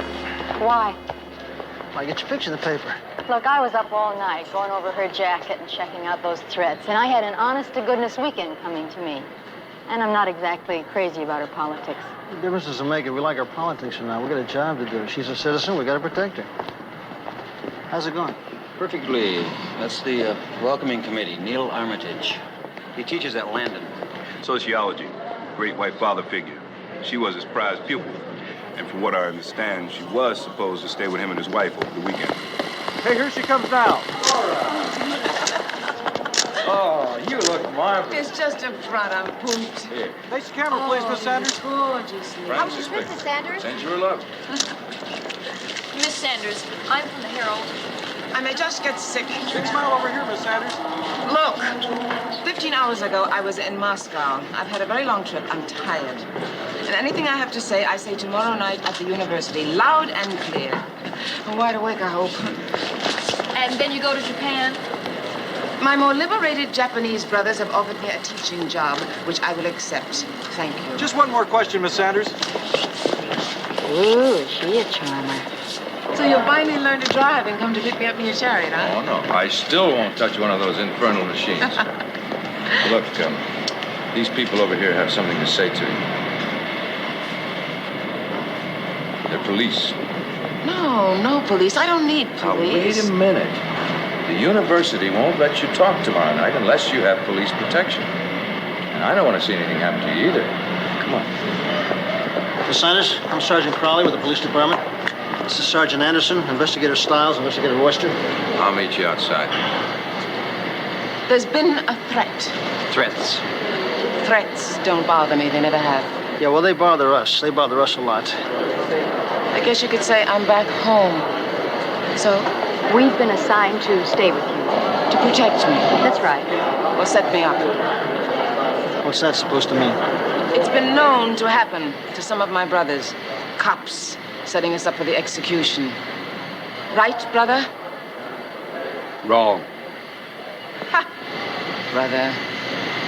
All right. I just want you all to know something. I'm me. Used to taking care of myself. Doing what I want to do. Which of you bureaucrats gets to stay with the Red Menace? This one, naturally. And of course you're thrilled. If my bosses hand me a job, I'm stuck with it. Miss Sanders, you and Sergeant Anderson are going to stay at the Gregory House. That's a new hotel here in town. You can come and go as you like. Just so long as you're with Sergeant Anderson or the proper police protection. And we'd appreciate it if you wouldn't, pass around the name of the hotel too freely. That's the Gregory House. I want you and Francis to phone me here. And Neil, call Boomer and tell him to get in touch. Please.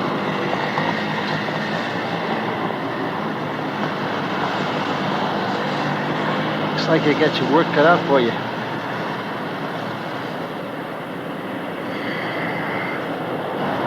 I love you. Even though we remain as ever out of sync politically. Well, that's what life's all about, isn't it? Said Liebknecht? Or was it Cabet? One of those misguided socialists. Thanks for arranging for tomorrow night. Now listen, Cora, I can't guarantee a huge crowd. Oh, how soon they forget. Only a year and a half and already I'm a yesterday's terror. Now, there wasn't much time to arrange things, you know. And Neil, if I can talk to only one kid, black, yellow, brown, or white, I mean, if I can just get through to one brother or sister, it'll be worth it to me. Hey, folks, my last pair. I want to get going. now listen, 2 o'clock tomorrow, don't forget, my office. I want you to meet some of my new geniuses. See you, Neil. Miss Sanders, you'll ride with Sergeant Anderson here. We'll accompany you to the hotel. Like a convoy. Yeah, something like that.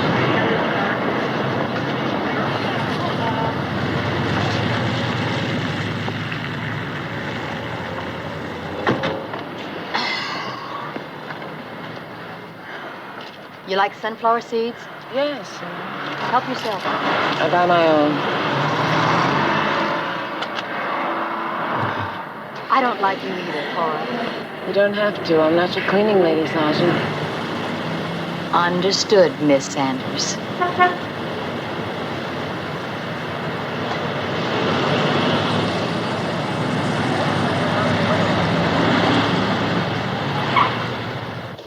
now. Hey, Bill. There's a friendly out in the hall. Has something about Cora Sanders. Hey. All right already. Anson Croy, does that name mean anything to you guys? Oh, yes, the Nazi jerk. No, that's tautologic. That's what? Redundant. What about Anson Croy? I'd keep an eye on him if I were you. He's been making a lot of noises about that Cora Sanders. Yeah, we know that. We also know he's out of town. No, he was. He's back. Oh? Back when? Last night, I saw him. He was drinking beer, drinking lots of beer, and making lots of noises about her. Where's this? At that, what is that, Ratskeller, whatever it is, on 6th Avenue. You know the place, on the corner. Yeah. Get on him. Right. Okay, Eddie. Thanks a lot. Yeah, hey, anytime. Anything to keep them weirdos off the street, man. Yeah, stay in touch.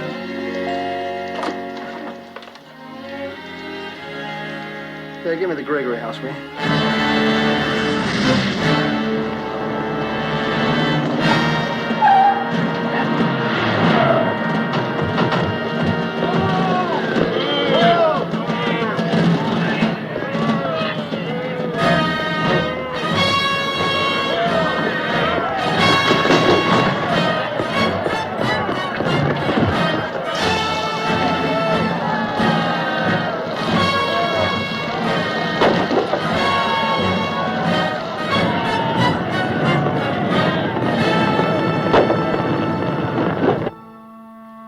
You got it, Bill.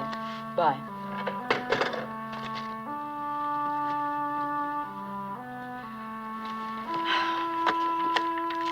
Sure you don't want any of these? There's a problem. What sort of problem? The threats haven't stopped. That was my boss. The department hopes you'll call off your lecture tomorrow night. No way. I thrive on threats. Means people know I'm here, Sergeant. People can get hurt. Innocent people. Innocent people, oppressed people in this country, in this world, are used to being hurt. Stomped on, exploited, oppressed, hurt. Hadn't you heard, Sergeant? Oh, I've read about it. Yeah. Hold on. It's for you. Thought I asked you not to make a public announcement of where we were. So you did, Sergeant. Hello? Hello, Cora. It's Boomer. How you doing? Fine, Boomer. Where are you? Well, I don't know about that. I mean, I don't know if it's possible. Oh. Okay. Fine, Boomer. Yes.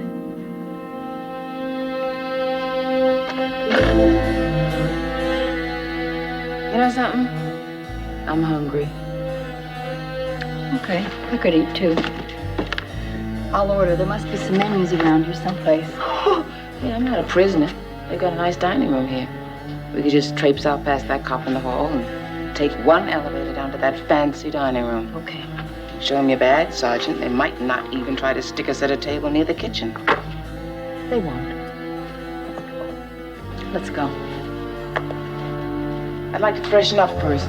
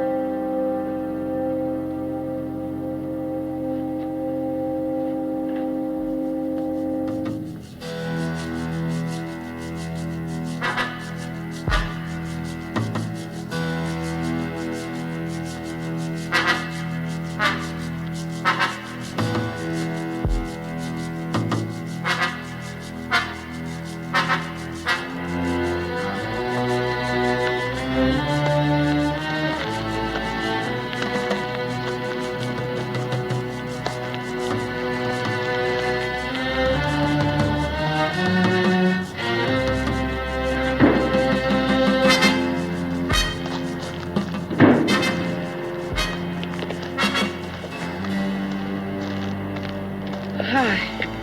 Hi. You know, I didn't think you'd call. You knew I'd call. You also knew I'd be here. But a married man. My goodness, Boone. No jokes about that, Cora. We're having problems. Oh, poor mixed up Monty. Oh, she was the wrong woman for you, you know. I could have told you that. It's not good between us, but I'm going to keep trying. No? That's not why I traveled 1,000,000 miles for frowns.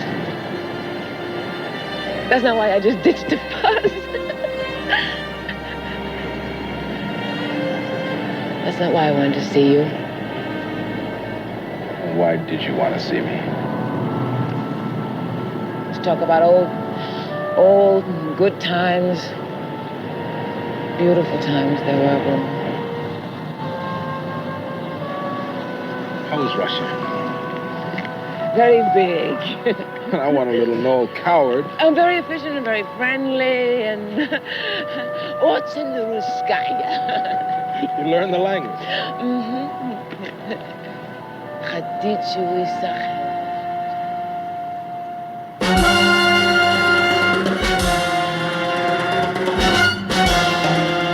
She asked me to take her up to the top floor. Let's go. How's the team doing? Or should I ask, considering that their coaches run big together? Boomery.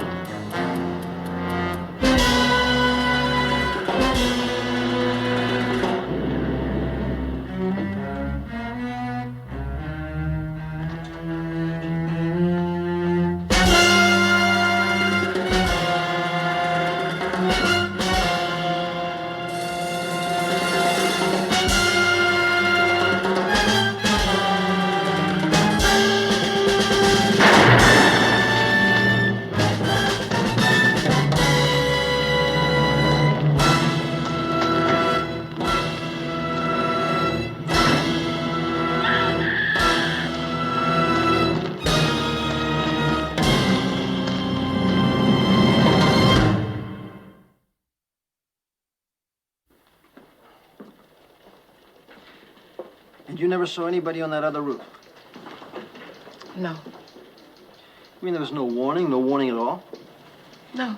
Why did you leave the hotel room without notifying me or the patrolman in the corridor? I wanted to see him alone. You could have asked me. I didn't. I was wrong. I just wanted to be alone with him.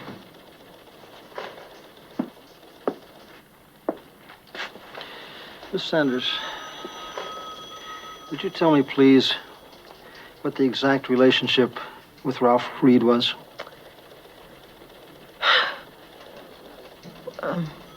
We were very close friends. I was in love with him once, and we went to the same college together, and he was one of the few black people in any of my classes, so in that sense, it was kind of a natural attraction, and it grew. And we planned to marry at one point. But you didn't. His beliefs, they didn't coincide with mine. No, instead he married a Marnette Gibson. What has any of this got to do with his death? He was murdered this afternoon. Anything you can tell us might have something to do with it. Well, whoever it was after me. I think that's pretty obvious. Nothing is obvious to us until we know exactly what happened and why. I think I'd like to get back to the hotel. The hotel is out, I'm afraid. You'll have to stay with Sergeant Anderson at her apartment. You'll both be under guard. Well, I would rather not stay at her apartment. It's very nice. You'll like it. Isn't there someplace else? Like where? Well, Neil, Professor Armitage and his wife. I could go there. I'm sure you could. And I'm sure they'd be pretty nervous about it. You could be endangering their lives, Miss Sanders, or don't little things like that bother you. Look, somebody's been killed. I know that, Sergeant. I know that. All right. Well, what is it? What do you want me to do? Miss Sanders, won't you reconsider your decision? My decision to speak? meeting's still on. Even now, when someone's been murdered. Don't you see? That's what they want. Whoever did this to Boomer, whoever tried to do this to me, that's what they want. For me to quit. There's nothing some people want more. I want to ask you both. Would you back off?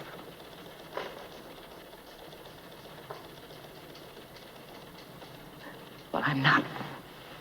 I'm not running.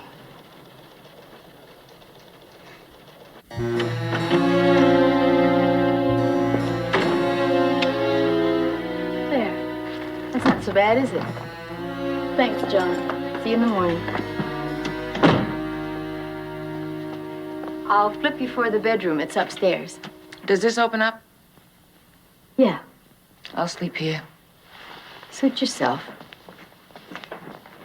You must be hungry. No, I'm not. Would you like some coffee? Okay. Instant's all I've got. That's what they used to serve in some of the better jails I've known. Instant's fine.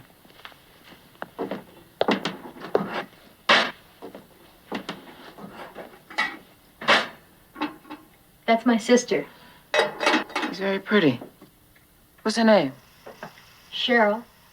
She's a kind of strange, kind of infinite smile. Unfortunately, she's autistic. Why do you say unfortunately? What do you mean? Well, there are times like now, today, and I think that's the only way to be. Not to react to anything in this rotten world.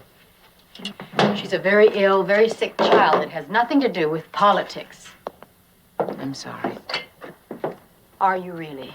I said it, I'm sorry. Look, I'm very tired. I've lost a friend today, and inside me is just empty. All right, listen, I can understand how you feel when you lose someone you love.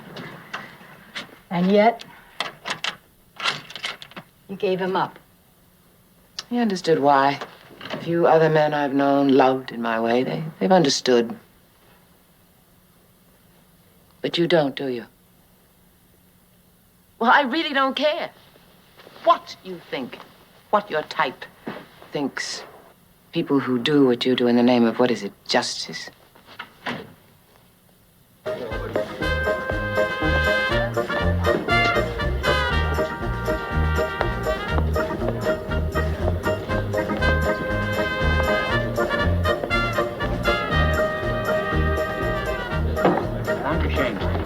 Same you there.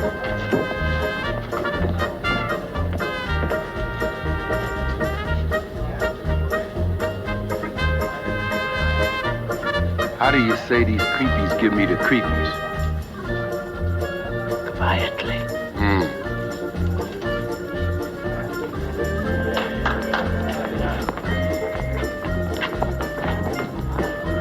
That him?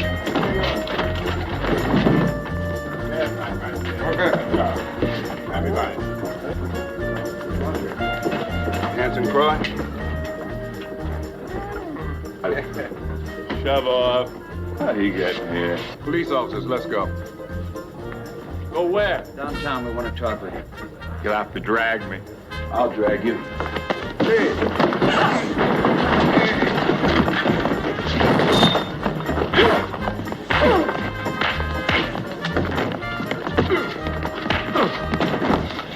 All right. Now everybody's gonna go. Come on, let's move. I don't want a lawyer. I don't need a lawyer. And I'll tell you something. Murder, killing, it's not my style. I believe in purified race, in purified blood. I don't have to shed any to prove my point. Time will prove my point. At approximately 1 o'clock this afternoon, what were you doing? I was in my room, reading. Reading what? The Constitution. What to do when I read? Well, your pals down the hall, they were at the university, right? I don't know where they were. Hassling all the kids. I'm not their keeper. I don't know where they were. You own a rifle? No. I have a revolver, and it's registered. But I don't have a rifle. And at approximately 1 o'clock this afternoon, you were doing nothing more than a little harmless reading, right? That's right. You got any witnesses? If only books could talk. Let me tell you something. Don't get cute with me, okay? Look, if it's murder you're trying to accuse me of, okay, I did it. In my conscience, in my soul. Now look, I got rights the same as you, see? Same as you. And one of them's to take a polygraph, correct? And that test is going to show you, crud, that I'm telling the truth. I want that test now!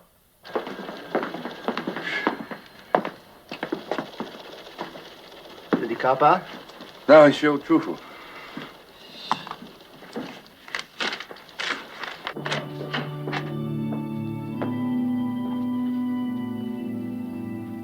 May I help you? Reed. Ralph Reed. Yes, Chapel 1. Right this way, please. Thank you.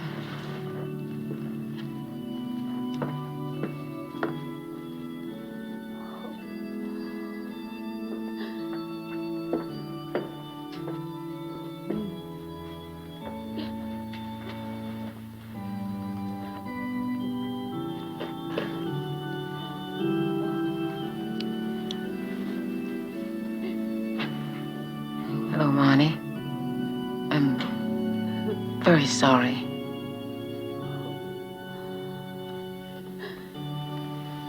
Aren't you going to kneel and pray for him? Don't you pray, you godless trap. I pray in my own way.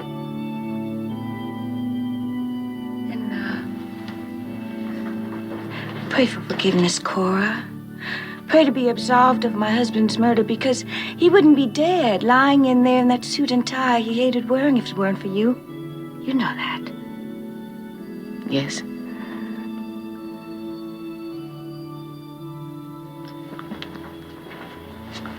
Who are you?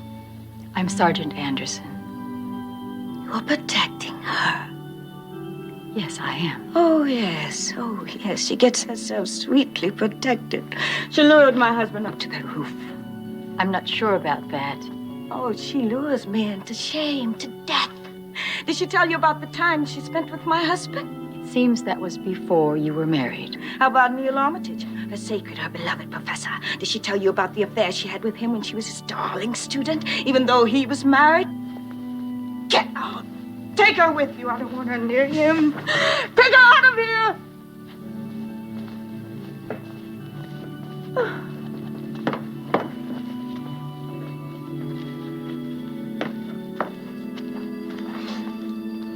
I'm sorry about what she said. Please, don't be. I didn't expect anything else.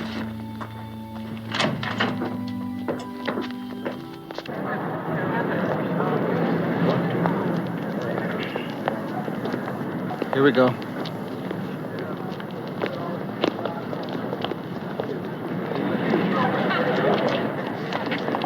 So, I'll see you tonight at the auditorium. Oh, by the way, Frances won't be there.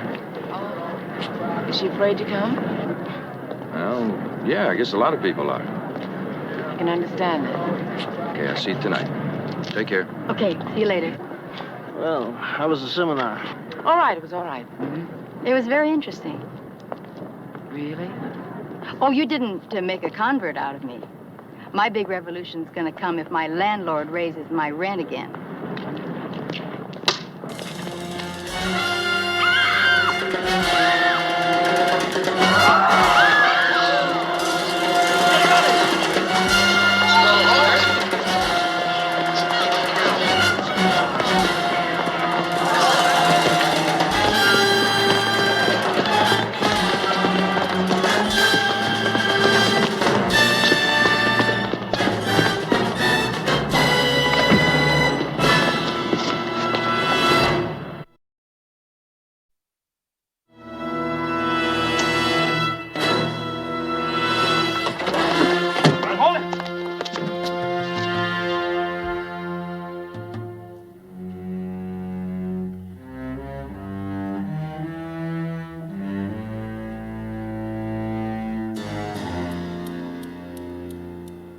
Joe, you want to get that?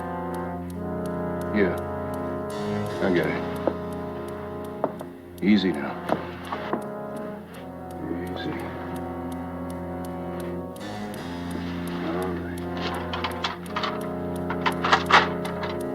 a toy, man. Shoots caps.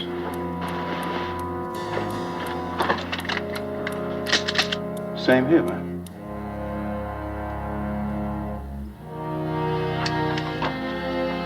What's your name? Name's Harold.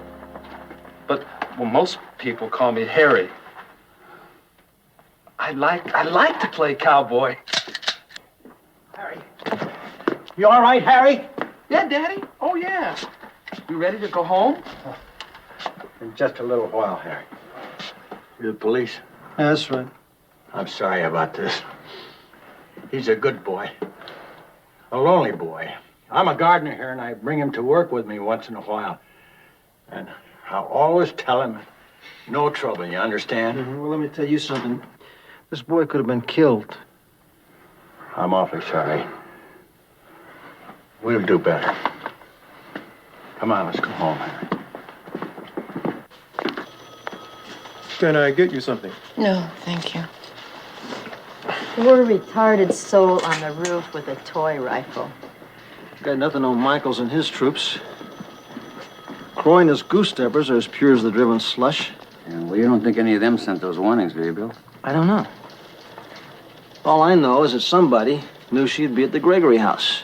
Yeah, but not on the roof. True. Maybe they were casing the window. Bill, what you just said. I mean, it may be silly, but that cab driver. What cab driver? When she was saying goodbye to Armitage at the airport, the cabbie was standing right there. I mean, I heard her say, I'll be at the Gregory house. Maybe he heard her. You remember what he looked like? Oh, he was kind of tall, heavy set, white, 50, 51. Like about 3 million other guys? Yeah. Company cab? No, city. I do remember that. It was a city cab. You guys want to check into that? Absolutely.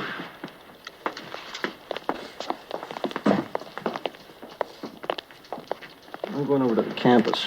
Check out the auditorium. Why don't you take her home? See if you can talk her out of this thing tonight. I can't, Bill. How you two getting along? Haven't you noticed? She hates cops.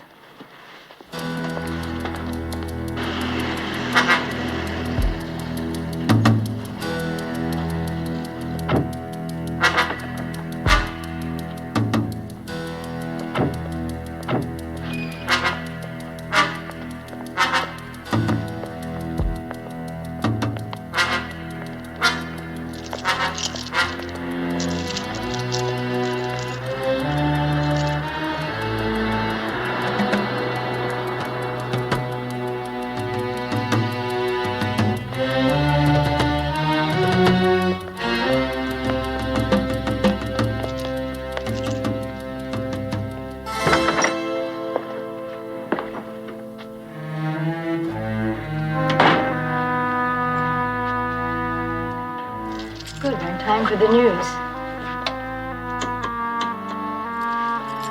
I don't know about you, but I'm starved. You want to split a sandwich? No, thank you. You could eat something. How about some cheese and crackers? No, I'm just not hungry. Mayor's office announced today that really fog show here will expand But I would like a shower if that's okay. include an additional children's playground on the north end and picnic facilities adjacent to the Botanic Garden. Sergeant, These are sketches which have been submitted by leading park planners around never the mind. country for the proposed playground. The first match you see is inspired by Lewis Carroll. Here's an Alice.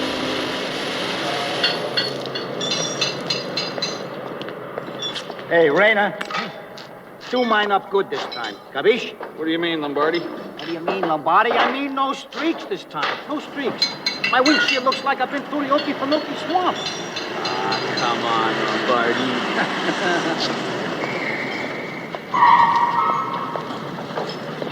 Well, good morning. Hi. Fellas looking for a job? Hey, I'm on welfare. I don't work. You don't hire ex-cons, do you? Where's the manager? The manager, right back there. Yeah, go ahead. You talk. Hey, don't let him con you about tips, huh? Heavy set. 50s. Sounds like half the guys I got working for me. Yo, look, do your men keep ledgers? Yeah. I mean, for the fares they record. Well, We're interested in a cabbie. Picked up a fare at the airport yesterday about 11. A professor. Probably dropped him off at Landon University. Okay, let's see. Now, this might take some time. That's what we don't have, time. Well, 6 men working the exterior of the auditorium and 10 men on the inside. Also, Fred, there's a basement door to the orchestra pit, and I slap a padlock on it and have a man check it just before the speech. Right. You been up on the roof of that building? No, not yet. I could pick off our subject with a slingshot from up there. Yeah, but how would you get down? How would I get down? I would jump to the roof of the next building. Or I would shinny down a drain pipe. The cops would be shooting at you from down there. So I'd, I don't know. I think I'd still shinny down the drain pipe, crawl into one of the johns, and try to make it out from the inside. You know the heat would be all over the building. Yeah, but I'm the kind of killer who thinks that the heat are stupid. So what do you want? I want a man on the roof and a man on the john. For 2 hours? You're right. So give him a yo-yo to play with. Here it is. What do you got? Driver named Maddox, Lou Maddox. Picked up a fare at the airport, dropped him off at Landon. $4.50. I don't cut in on their tips. Well, that's very nice of you. Where's Maddox now? Well, he works nights and mornings.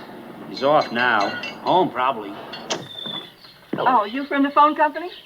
No, we're in the police department. May we come in? Oh, who's done what to who now? Lou Maddox. He a tenant of yours? Oh, best kind. I never see him. You done something? No, we just want to talk with him. Well, he's not here right now. Do you know where we might be able to find him? You know, I had some trouble here once. And I phoned for a cop. Just one cop.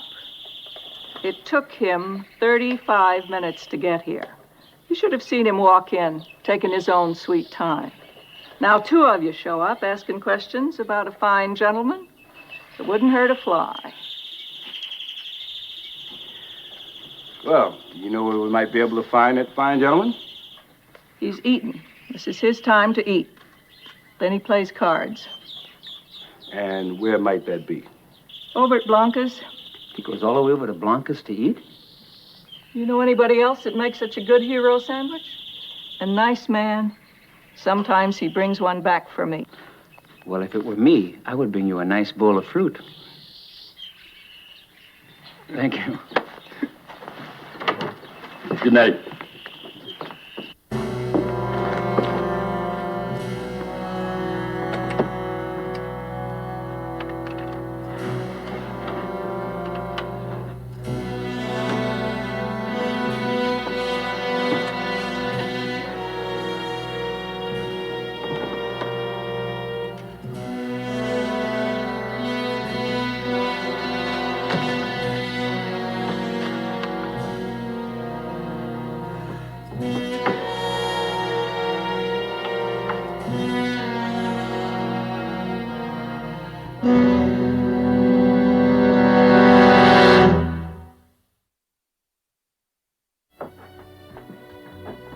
It's almost time to go. Bill ought to be along in a second. I like your outfit. Thank you.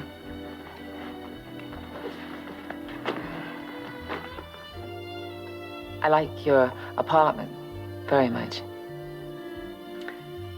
Oh, it's a little bourgeois, but it's home. I'm used to that kind of joke, you know. It wasn't a very good one. Not bad. Well, tomorrow about this time, you'll be on your way to Japan. Now, that's exciting. That's the place I'd like to go sometime. It's exciting, yes, But I'd rather stay home. Then why don't you? I have no home. Beliefs are one thing, but where you park your suitcase, that's another thing. Figuratively, I have no home. I mean, my ideas are restless. They cry in the wind, kind of, and the wind drags them and me all over the place. I'm not complaining, mind you. It's just that I have something to say, you understand? Something I feel I was born to, raised to say, that I can at least say.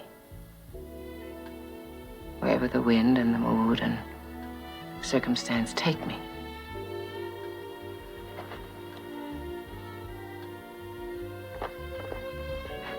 Sergeant, there's something I started to say to you a while ago. Mm-hmm.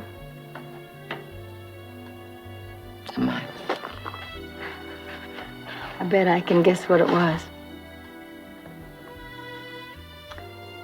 You wanted to thank me for defending you with Boomer's wife. About your thing with Boomer and Professor Armitage. That's right. Those matters are private, and the reasons for them are yours. Thank you.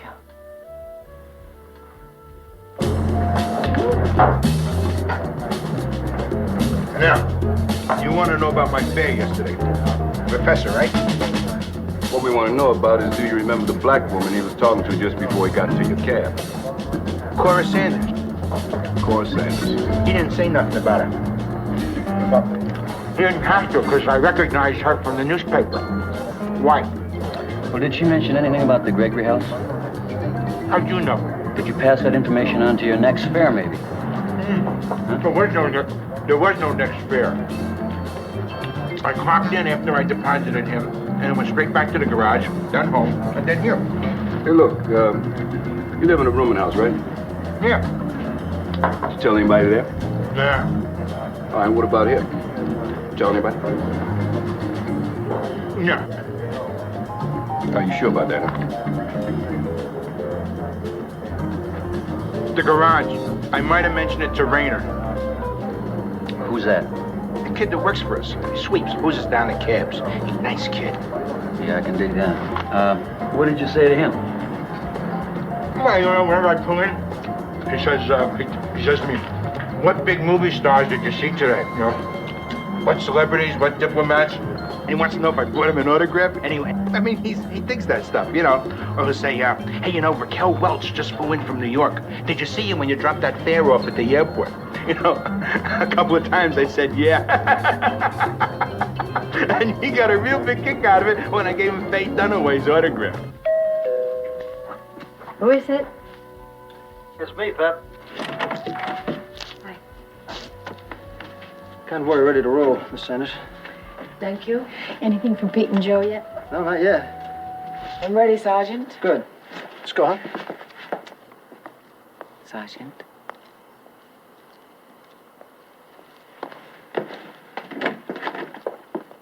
That's a heck of a monologue. Now, all we want to know about is yesterday, Cora Sanders. Ring a bell? Oh, yeah. Well, Rayner wanted to know who I saw out at the airport. So I told him I saw her, because after all, she's a celebrity. I mean, she's in the papers and on the TV news. Then you did mention the Gregory house, right? Well, he wanted to know what they were talking about, so I told him.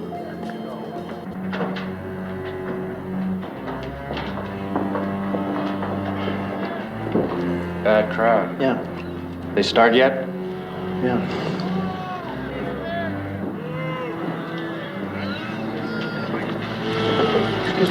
Sorry.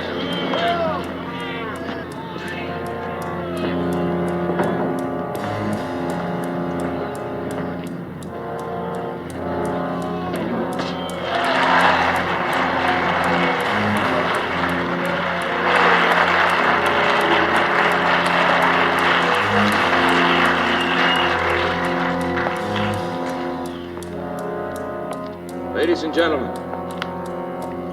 tonight we're going to hear from an old friend of many, and a new friend, I trust, of many more. A poor girl, a black girl, a brilliant girl, one that I had the pleasure of teaching for a while, and with whom I've had many disagreements, but never, never with any loss of respect. As a matter of fact, my admiration for her only continues to grow. Students, faculty, friends, Cora Sanders.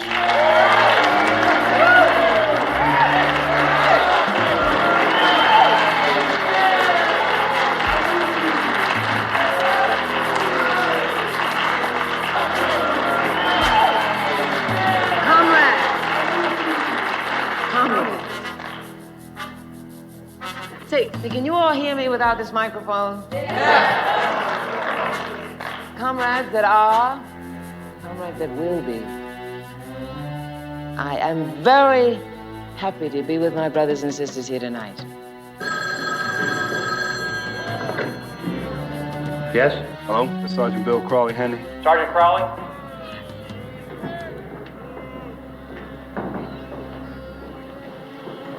Yeah, Crawley. Yeah, Bill? His name is Rayner. Caucasian, 160 pounds, 24 years old. Blonde, long hair. And usually wears a red windbreaker. Okay, Joe.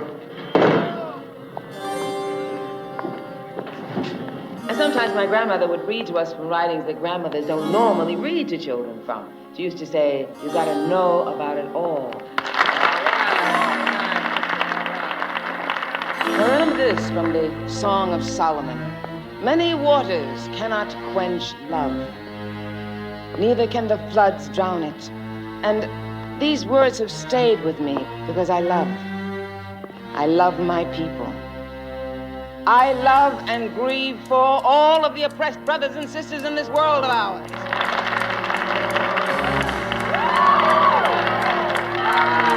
And no love of criticism, of ridicule, of hatred, of ignorance, fear shall drown that love. Because it's all I have to give. It's all I have to give. Now, one of the earliest loves, you know, it seems strange because I was a poor girl on a farm. We were very poor and black, and therefore hopeless. But one of my earliest loves was a man named Marx. Not one of the funny brothers you see in the movies. But this brother was a genius of another kind. He was a very important man. His name was Karl Marx.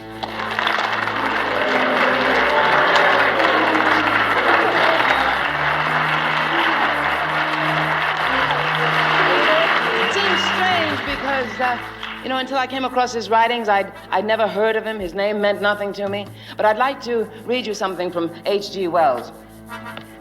And I quote, he says, when I was a boy of 14, I was a complete Marxist, long before I had ever heard of him. I had been cut off from education, caught in a detestable shop, and I was being broken into a life of mean and dreary toil. I was worked too hard and for such long hours that all thoughts of self-improvement seemed hopeless. I would have set fire to them.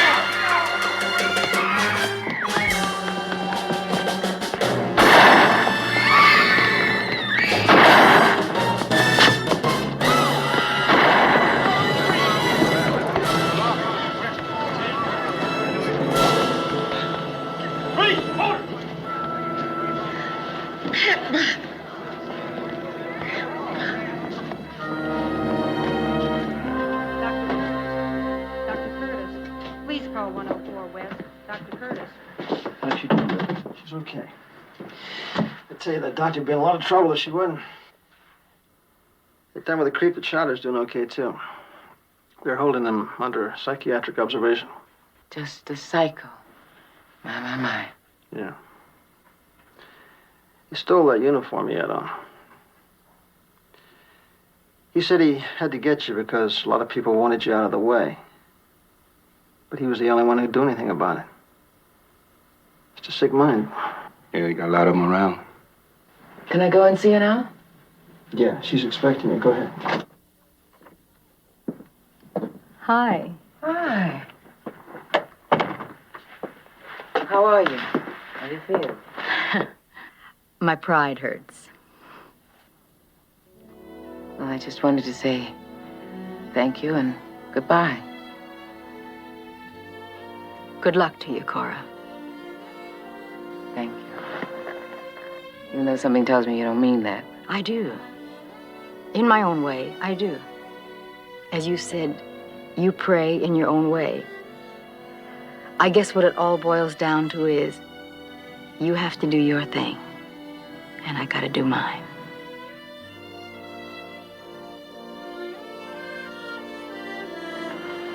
Thank you, Sergeant. Goodbye. Goodbye.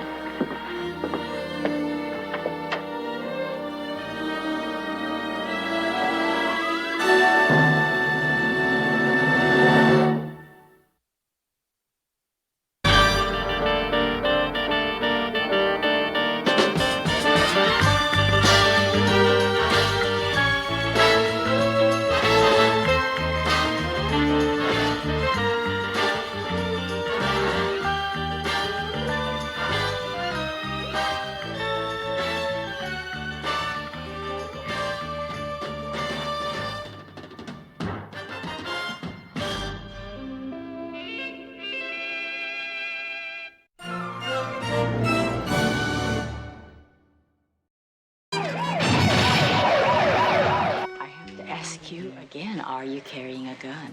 And if I am? I'll have to arrest you. Figure out what truck you want to hit yet? Tell your maniacs out there not to waste the drivers, huh? Haven't you ever cheated on a man? No. And I've never set him up to be killed by the police either. She's a cop. He's got a gun! Stop it! Kill me! Don't shoot, Sean!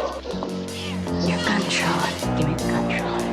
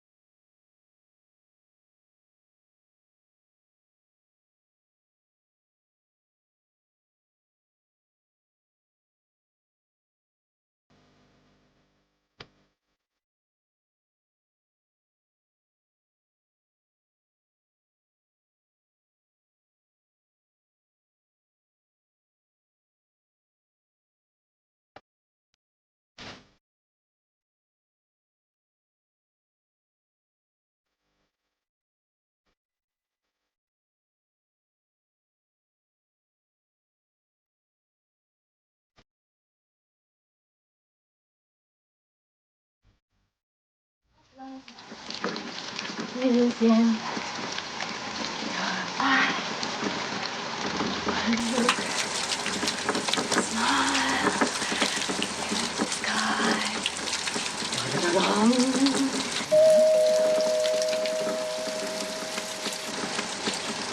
Our love is safe.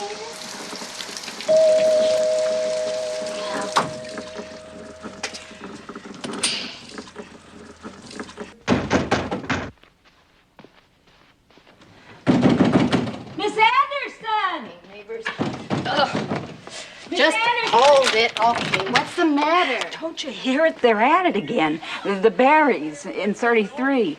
Boy, they're really going at each other this time. I know what's going on. My mother didn't raise a fool, you know. What are you? Mrs. Doherty, come on. What do you want me to do about it? Listen, just a minute ago, I heard him say to her, I'm going to blow your head off. Now, I don't know whether he meant it or not. Well, why didn't you call the police? Call the police? Why should I when I got a live-in cop? Mrs. Doherty, I'm wet. I would like I'm to get... sorry. I didn't realize you were taking a shower. I've got to get ready for work, so if you You're don't working mind... tonight, but you work today. It's a part-time job. Oh, extra job, huh? Well, nobody makes enough money to live on these days. True. Not even cops. Well, I guess it's better than being on the take, right? No offense. I saw you try to flush it down the toilet. What? That note, dear Hillary. What is it? You don't think that... Mrs. Doherty, a patrol car could be here in 2 minutes. 2 minutes, somebody could be dead. All right, excuse me a minute.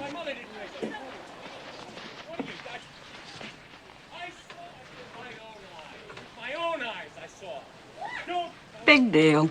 She's getting me hurt. She likes to have her customers reach her now and again. Man's handwriting.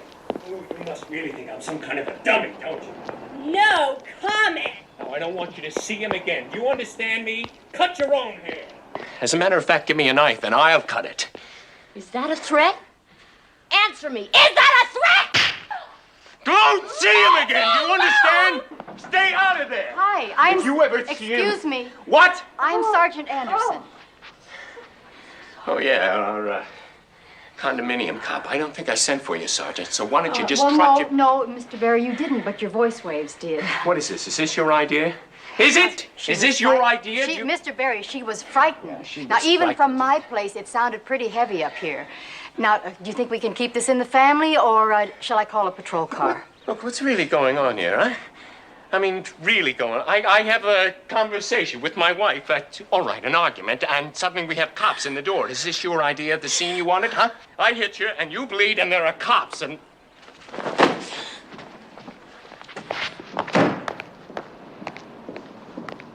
Miss Anderson, I'm just too embarrassed to know what to say. It's nothing.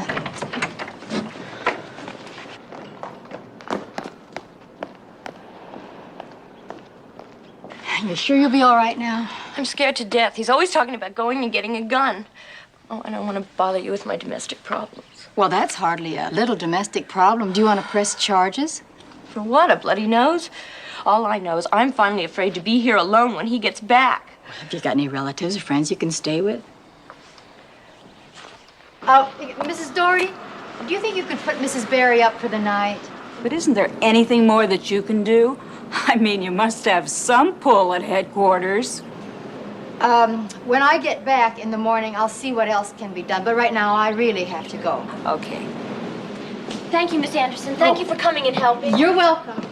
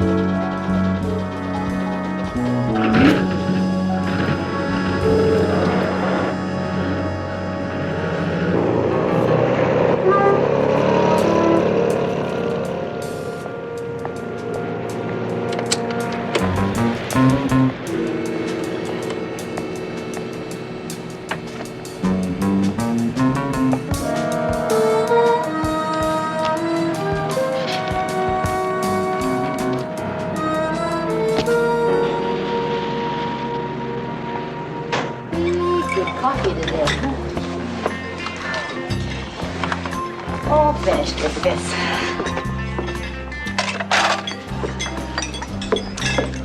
Which one gets the salami? Right here. Yeah. Hey, how about some more coffee? Coffee. Some more cream, too. Yeah, okay. Hang in there. I'll be right back. Coffee. Hey, Bunny, how about some sugar for my coffee? You already had 2 sugars. You want to put us out of business? Still ain't sweet enough to keep me awake all night. Pappy, there ain't nothing sweet enough to keep you awake all night. Except you.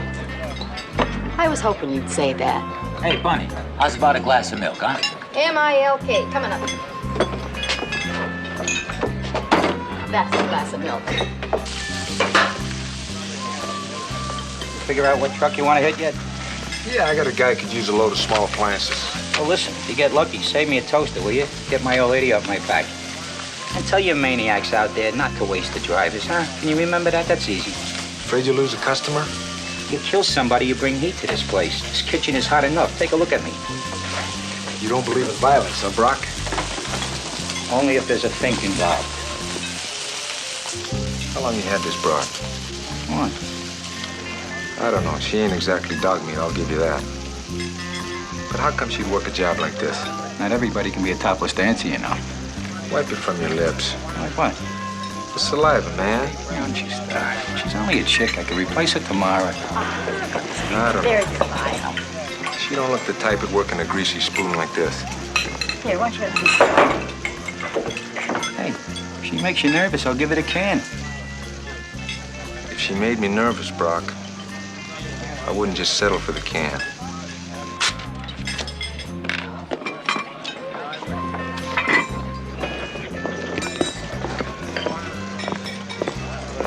Hey, Bunny. Pie. Where's my pie? Oh, yeah, your pie. Pie. There's your Hey, Bunny, turn up your hearing aid, huh? I mean, I asked for lemon meringue pie. Oh, lemon meringue pie. There's your meringue pie. Ah, thank you, sweetheart. You look like you got something else on your mind. I can't keep no secrets from you, can I, Tiger? What secret you got? Oh, my old lady. She's sweet, but she's a little soft in the head, and I got her in this nursing home, and well, I'm the only one who really can, get to her. And I told the night nurse I'd call and check to see how she is, and Mr. Brock, honey, I'm gonna go make a phone call. Why don't you use the phone on the wall? Are you kidding? My mom's gonna think I'm having an orgy with all this racket. Hey, Bunny, that's my dime. I'll put it back. Keep it warm, Brock.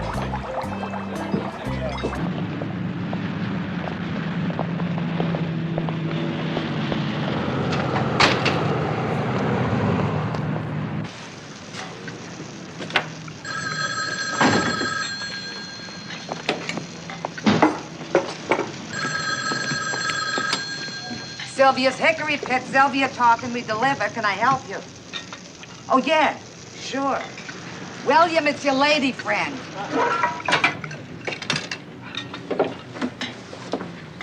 Okay, thanks. Yeah, how's it going? Okay, Sylvia still got the hots for you? Can't keep her hands off of me. Listen, Bill, I think we're on the right track. This is the dive where they work out which trucks to hit, strictly to order. They don't move until they've got a customer lined up for the stuff. What about this guy Brock? Is he in on it? Up to his dandruff. Only nothing that would hold up in court. Also, his partner seems to be a little nervous about me. Think of Rock? No, they're just starting to ask questions. And this Brock, well, he looks like the kind of guy that, well, if he ever found out I was working undercover, I think you'd have one big vacancy in your unit. Honey, you know we're covering, yeah? When's the last time you saw a cop outrun a bullet? You want to pull out? No. I'm just tired, my feet hurt. And there was some trouble at the apartment today. A nice, pretty young woman with a nutty husband. They had something going. I had to go play marriage counselor. Anyway, you go back to work and give my love to Sylvia, okay? Yeah, I'll do that. Hey, Joe looks miserable. Well, he just had some of her lasagna with pignoli. What's pignoli? Nuts. Nuts to you. Ciao.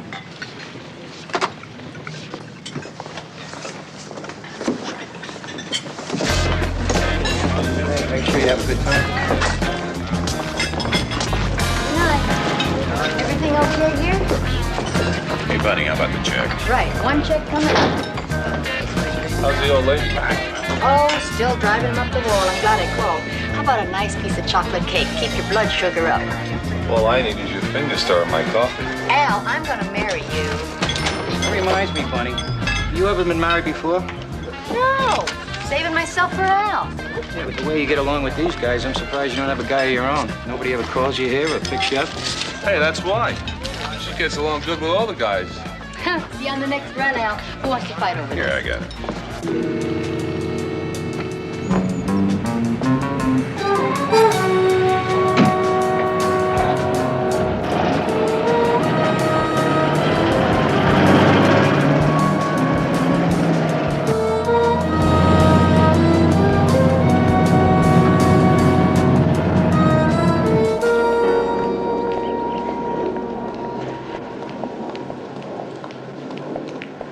Miss Anderson?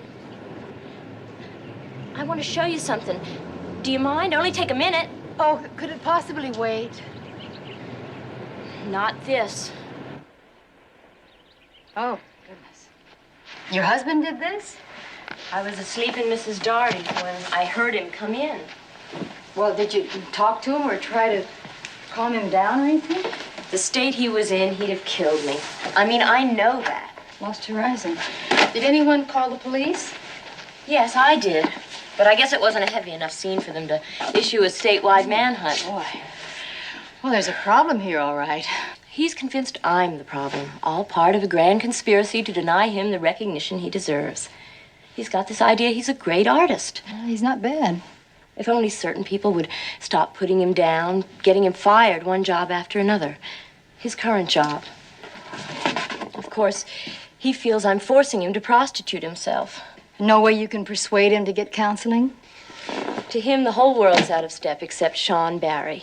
Well, that's not that unusual. If only the police could throw a good scare into him, let him know if anything should happen to me, they'd know who did it.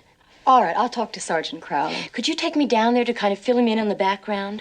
I mean, when Sean wants to, he can be so charming and witty like you wouldn't believe. I've been on my feet all night. Please?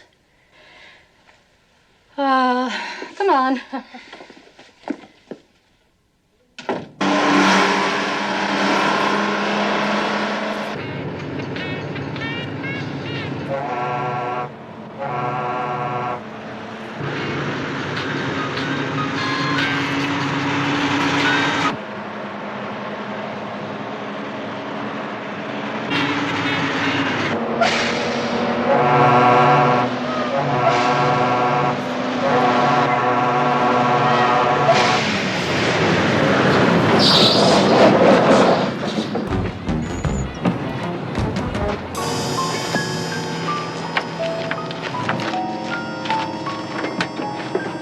Hey, you!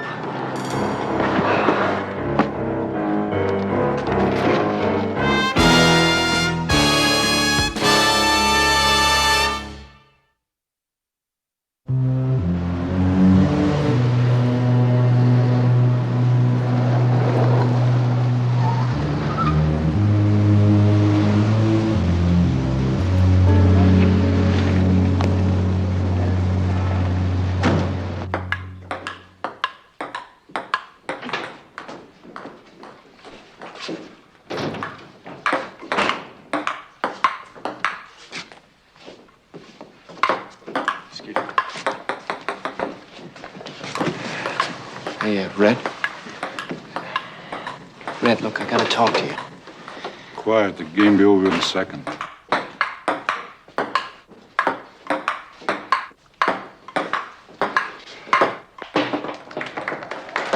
Hey, don't touch that table, punk, or you buy me a new one. Man, you look like the dogs had you into the house. Yeah, there's some trouble at the house. Your old lady still playing footsie with that hairdresser? I don't know. She's playing some kind of game, you know, a puzzle. Look, that's not what I came to talk to you about. No? You once said that you had a nice, clean handgun for sale. What are you gonna do, knock her off? Hey, what the hell kind of thing is that to say? No, man, I just figure, you know... well, I mean, nowadays, a guy's gotta have some kind of protection, you know, Red, you want to sell the gun or not? What kind of cash you got in your pocket? Enough.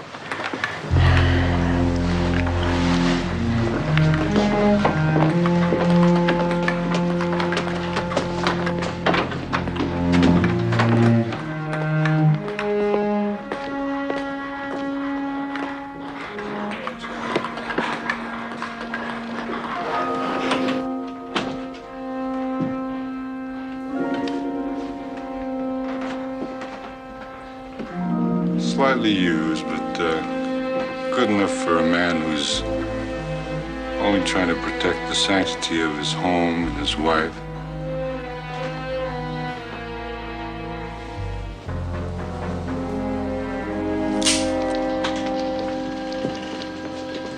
Those who in quarrels interpose often wipe a bloody nose. When I was a kid, once I had to write that 100 times on the blackboard. I'll get you some chalk. All I want is some sleep. When are you going to learn, Pepper? Never. All right, Mrs. Barry, you want to step in, please?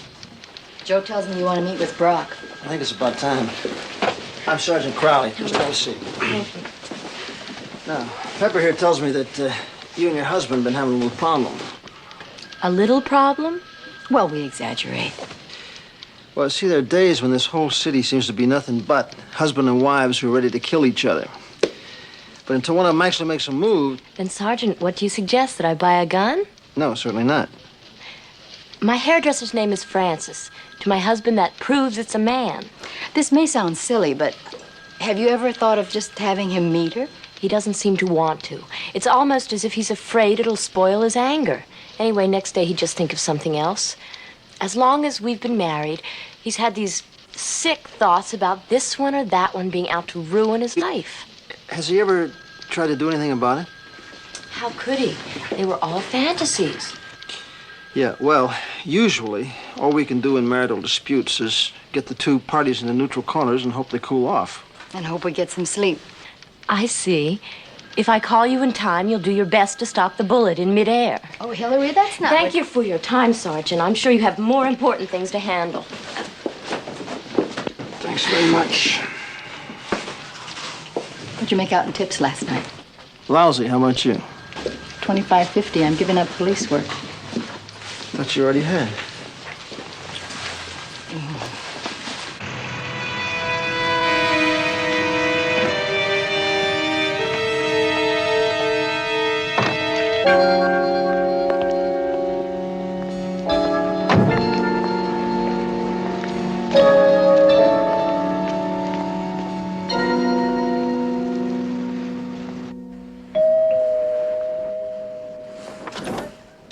Miss Stouty?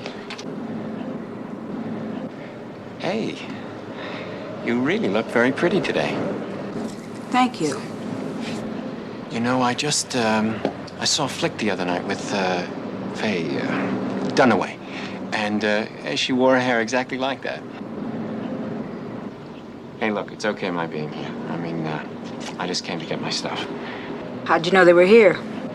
Well, I figured my wife's already changed the locks. You know, she being a graduate student in matters of the mind, I guess by now she ought to be an expert in handling paranoids like me. Look, I know she wouldn't have locked me out without my things, you know, my clothes and my paintings.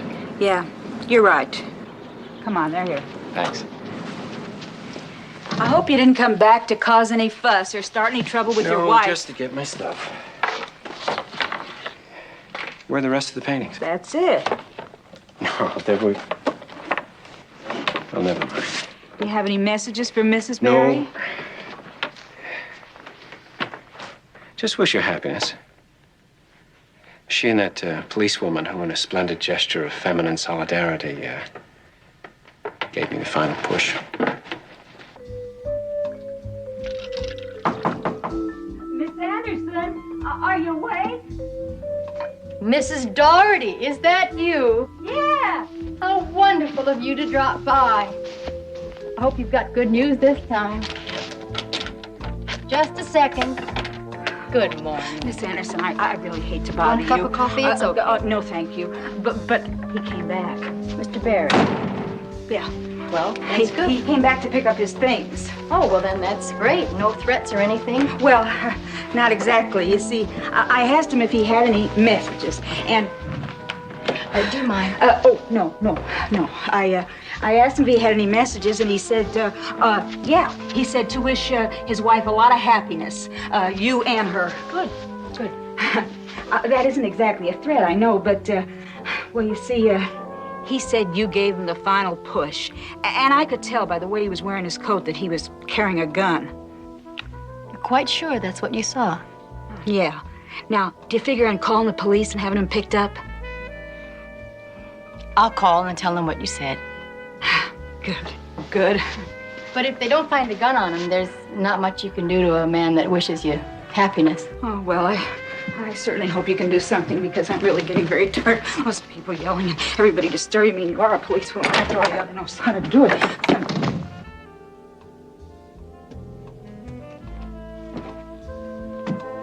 Yuck.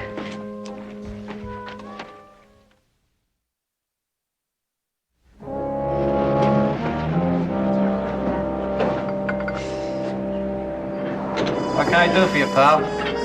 Hey, if a man plays his cards right, so I'll get a little dinner around here. I'll see you tomorrow, Brock. It's a little early for dinner. I just opened up. The only thing I got ready is some sandwiches and some stew. I can't hack with no sandwiches. I'll have some of your stew. Where you from? Out of state? All right, sure. What are you hauling? What am I hauling? I'm hauling good stuff. Only thing is, I got me a little shrinkage problem. Everybody's got problems today. You ain't telling me nothing. You know, my boss wants me to carry a shotgun. I said, there ain't no way I'm gonna carry no shotgun. I mean, they ain't paying me to be wired up, you know what I mean? You're smart. You bet your life I'm smart. There's plenty of whiskey where that come from. I only got me one life. Well, I'll tell you the truth. Between you and I never knew anybody that could grow a new head. That's exactly what I told him. If anybody wants whiskey, it's bad enough to hold a gun on me. He's looking at a live coward. Or better yet, you know what I'd tell him? I'd say, hey, baby, why don't you just not get yourself in no sweat? In fact, you make me an offer I can't refuse, and I'll give you door-to-door service. I guess it takes all kinds, huh? That's right. What about you? I mean, you know anybody who's real desperate for some booze? Mister, let me tell you something. I don't know who you are. You might be a cop for all I know. Or some other kind of a crook coming in here setting me up for a shakedown. This here is my business. I'm not interested in yours. Look, man, now get out of here and get lost. Hey, wait a minute. I said get out of here. I tell you one time, get out of here. Shit, you got a sour disposition, you know that? Only with my friends, pal. With anybody else, I'm just hard to get along with. Probably yesterday's stew anyway.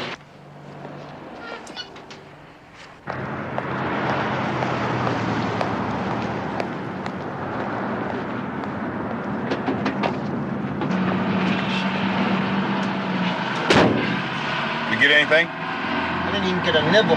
He's tight as a clam. I think he's got a sour view of human nature. Yeah, well, back to Sylvia's then. Think it'd be safe for Pep to show back tonight? If she doesn't show up, he's gonna get paranoid and maybe get the idea she's a cop. Yeah, but at least we'd know she was safe. I mean, we can't see through those walls. Joe, we blow this one. We're right back where we started. I think I'll leave it up to Pep. Hang on, Mrs. Doherty. One of these days I'm gonna make it. It's not the dogs, it's the doorbell. Oh, Sean. Hi. I just stopped by to apologize and brought you this. Thanks. I woke you, didn't I? Oh, that's all right. Could I come in for just a minute? Look, you're already aware that Hillary and I have a little problem.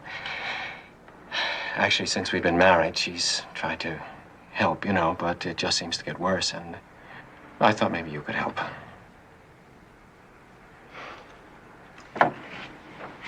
Thank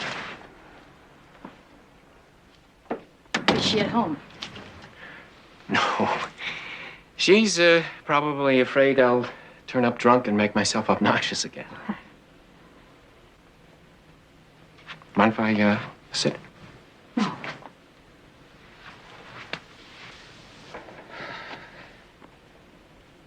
Right. Well, I guess you know the problem's not Hillary. It's me. I think I need help. Well, if you realize that, then half the battle's over.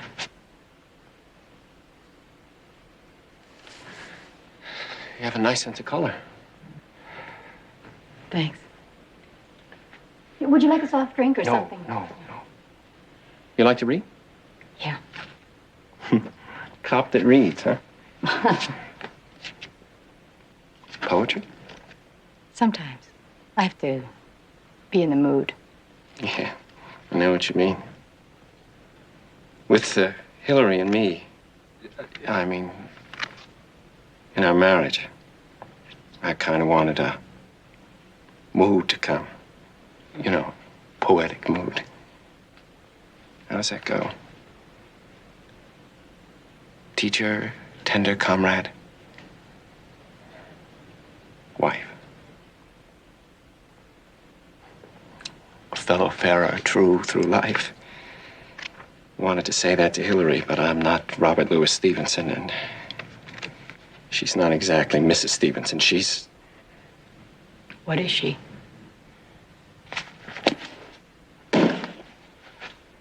Nothing. Oh, you know, she's the big psychology expert. Authority on matters of mental health, and she's always pinning these labels on me, and I can't accept that from her. And I thought that maybe, I don't know, you could tell me what to do. Well, no, I can't do that, Sean. That's something you've got to work out by yourself.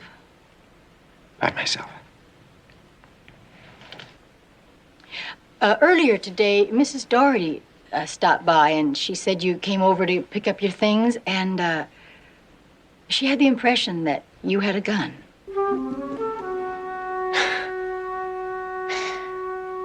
That woman, frustrate.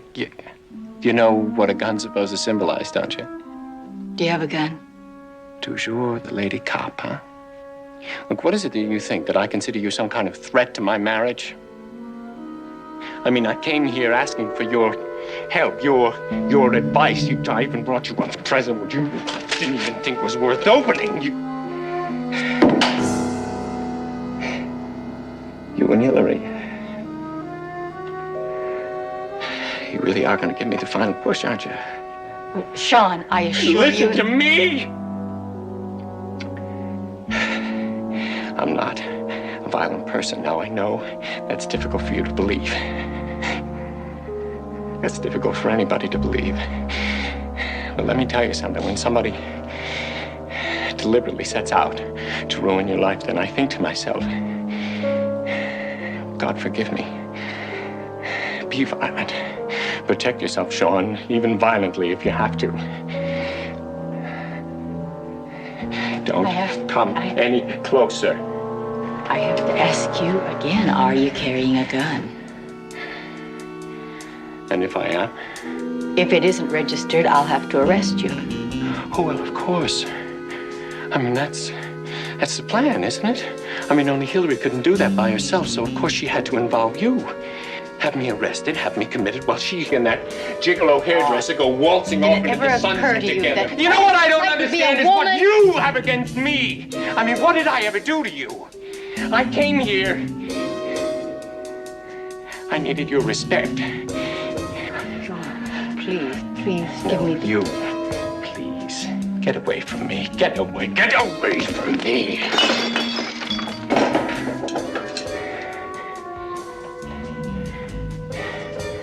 I know what you want, you and my wife. Well, you just might get it.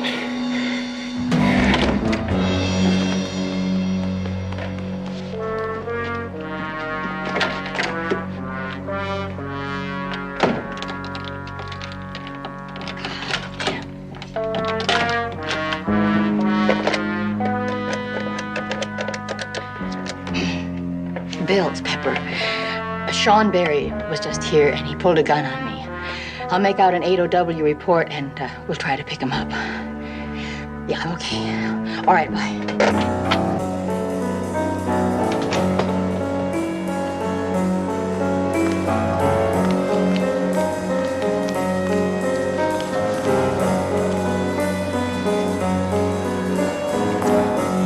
Hillary?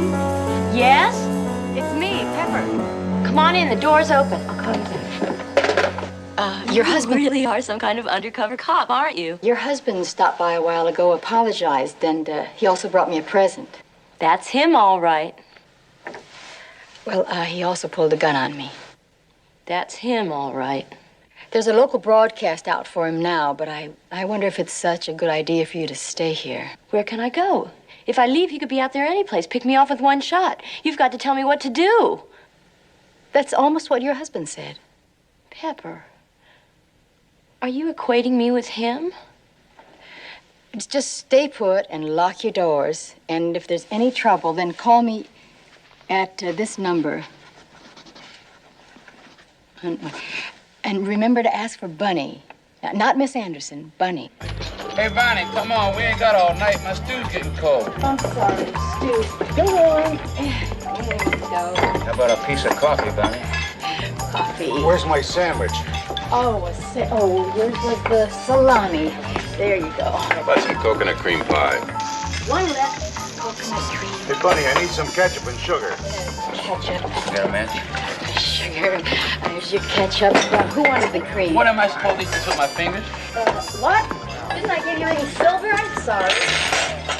Hey, Bonnie, you know, this coffee is worse than usual. You must be in love again. Hey, can I have a straw?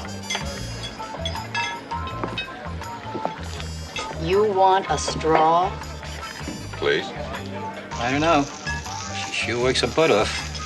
Yeah, well, I still say she's got too much class to work in a crummy joint like this. Hey, if you want me to fire her, I'll do it right now.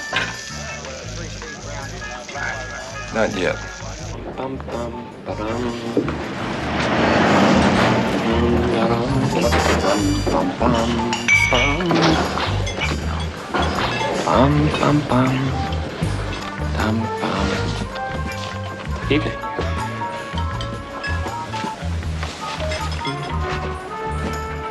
Haven't we met somewhere before?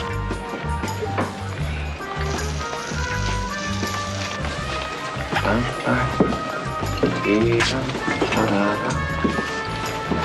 And sin has left its sad scar.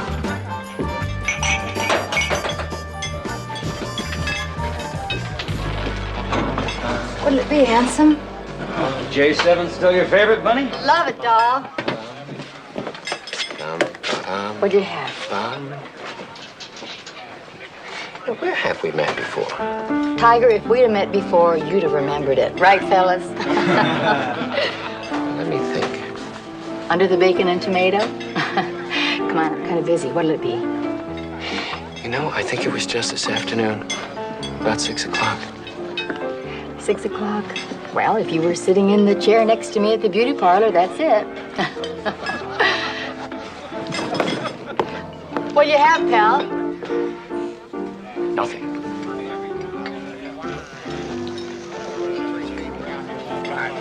You know, there's a poem that keeps running through my head and I can't figure it out. Teacher, tender comrade, and her friend, the cop. That's it, isn't it? You're Sergeant Pepper Anderson.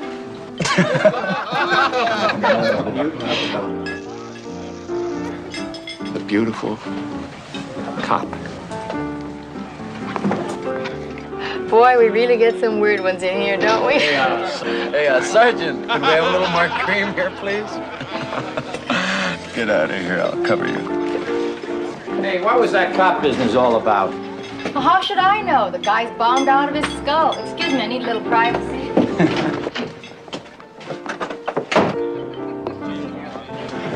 Hey, why don't you give the lady a break? Can't you just go into the John? You know what I mean? Oh, let's see.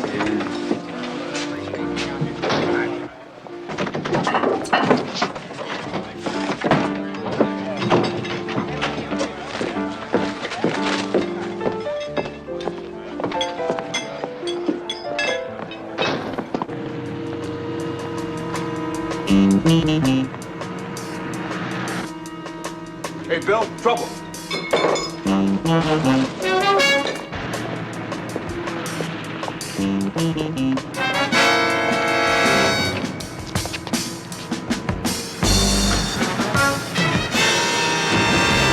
Hold it, please!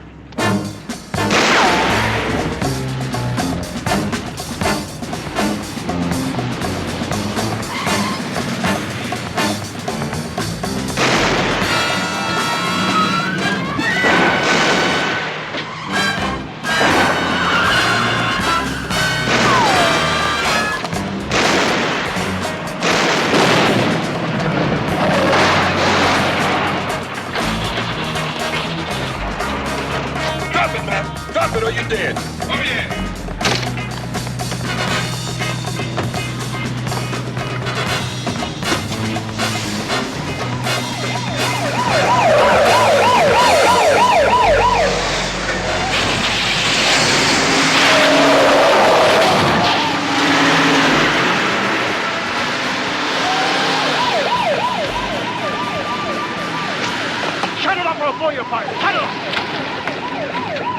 Now put your hands on the wheel.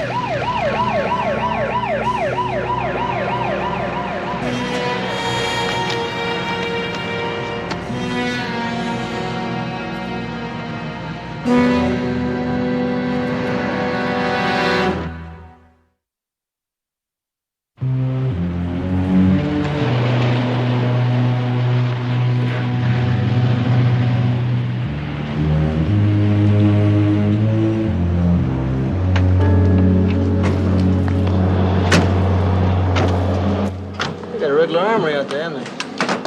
Really? Anybody talking? No, not yet. But this guy Brock, I think that if the DA came up with the right kind of a deal, he'd win. Oh, yeah? Yeah. Well, maybe it wasn't a total loss after all. Oh, Hillary, I'm sorry about this. Hey, Bill, we found Sean's car in a parking lot downtown. It's being watched. I think he just might have abandoned it.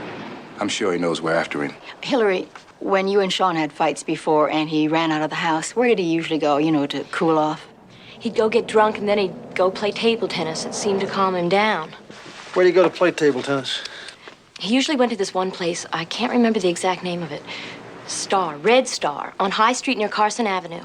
Let's take it out. Joe, let's check these through and see how I see it. Just one thing I ought to mention about Sean. This personality type, if he should ever feel cornered, trapped in any way, he'd never, ever give himself up. I just thought I'd better clue you in. Thanks. We'll give you a lift home. No, I think it would be better if I came with you. Helped you. Helped Sean. Well, we'll see. Let's go. Hey, Pep? Yeah. I didn't see any car follow you to the cafe last night. I thought you'd like to know. Tell Bill to wait up for me. Are you sure? Positive.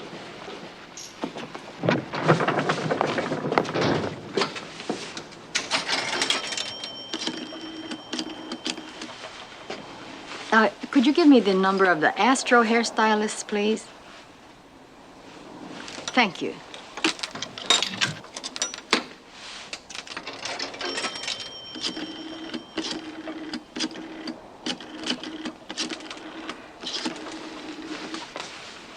Good morning. Could I speak to Francis? Is this Francis? Do you have anyone else there working by that name? No, I must have the wrong number. Thank you.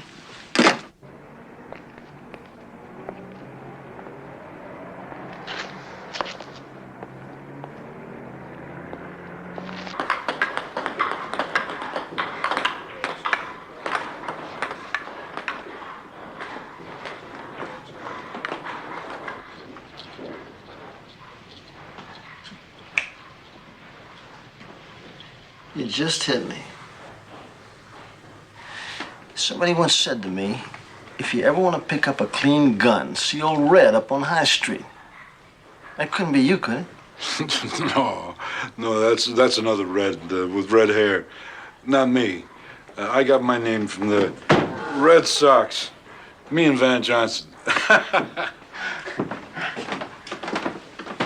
Where you going, Red? Look, Sergeant, I'm losing money. What are you keeping that floor safe over there? What is this, a shakedown? What are you keeping the safe, Red? Huh? You guys, what kind of money are you talking about? If you're not too greedy, Sit down, Red, before I bribe you to the rest of the charges. Huh? Go on, sit down.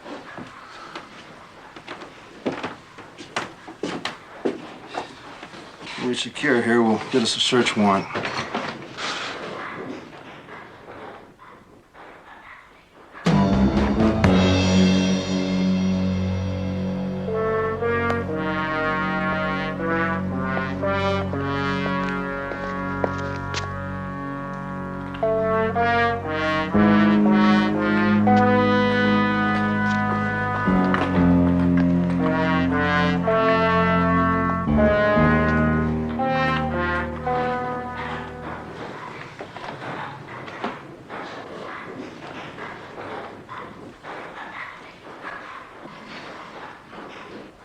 Why are you staring at me like that? No reason. Is it because of all the trouble I've caused you on account of that raving lunatic? Why should I blame you for that? Nothing. I'm just nervous. Any minute, he could walk in here and start blasting away. Why would he want to do that? You said yourself he was armed and dangerous, didn't you? Hey, Hillary, how do you really suppose he tracked me down at that cafe?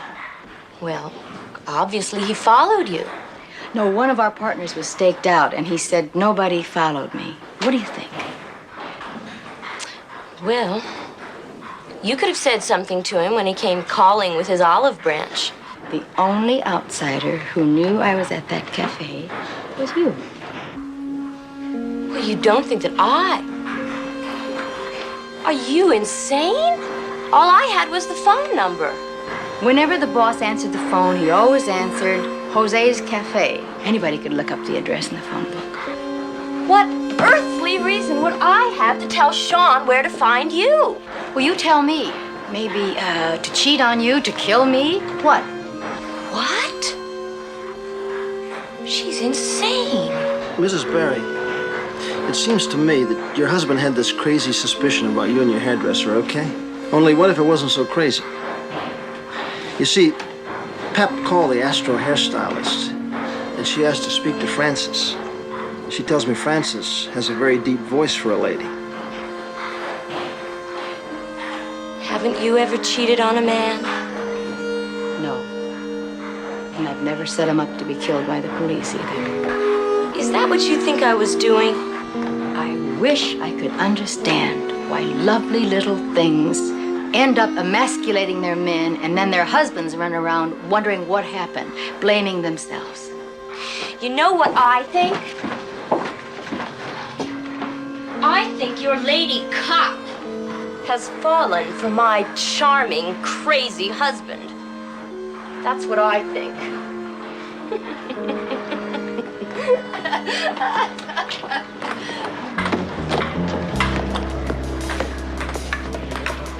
Hillary, Stop him! He's got a gun! no, please, Stop him! He must be trying! Stop him! Put the gun down, Barry. Put your hands on top of your head. Put it down. You hear me? Put it down. Sean. Put the gun down. Sean, give me the gun. No. Let me have the gun, Sean. Stop. Come on. Now I'm here to help you. Look what she's been doing to you.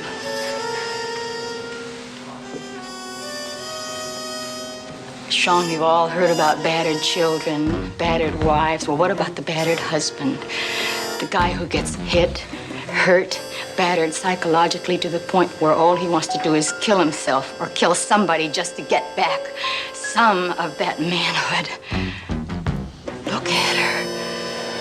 Can't you see it? We're here to help you, I swear. Give me the gun. Give me the gun, Sean. Right about me? No, she's not.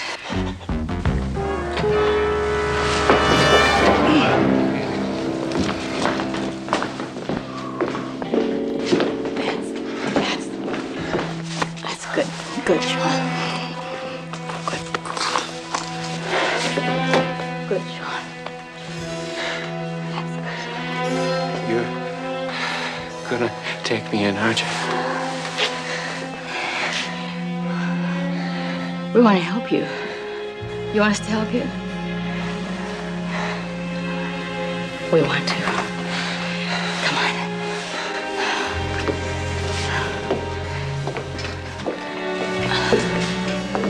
I know. I'm sick. But I couldn't admit that to her. She's a lot sicker than you are, Sean. Dick, stay with Red Sox up there till I can get back here with a warrant.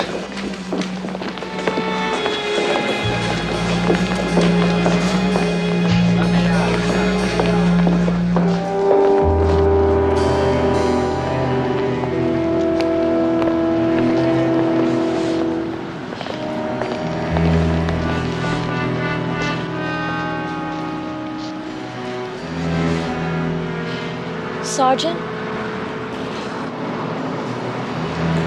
Yeah? Can I go home? Lady? As far as I'm concerned, you can go to hell.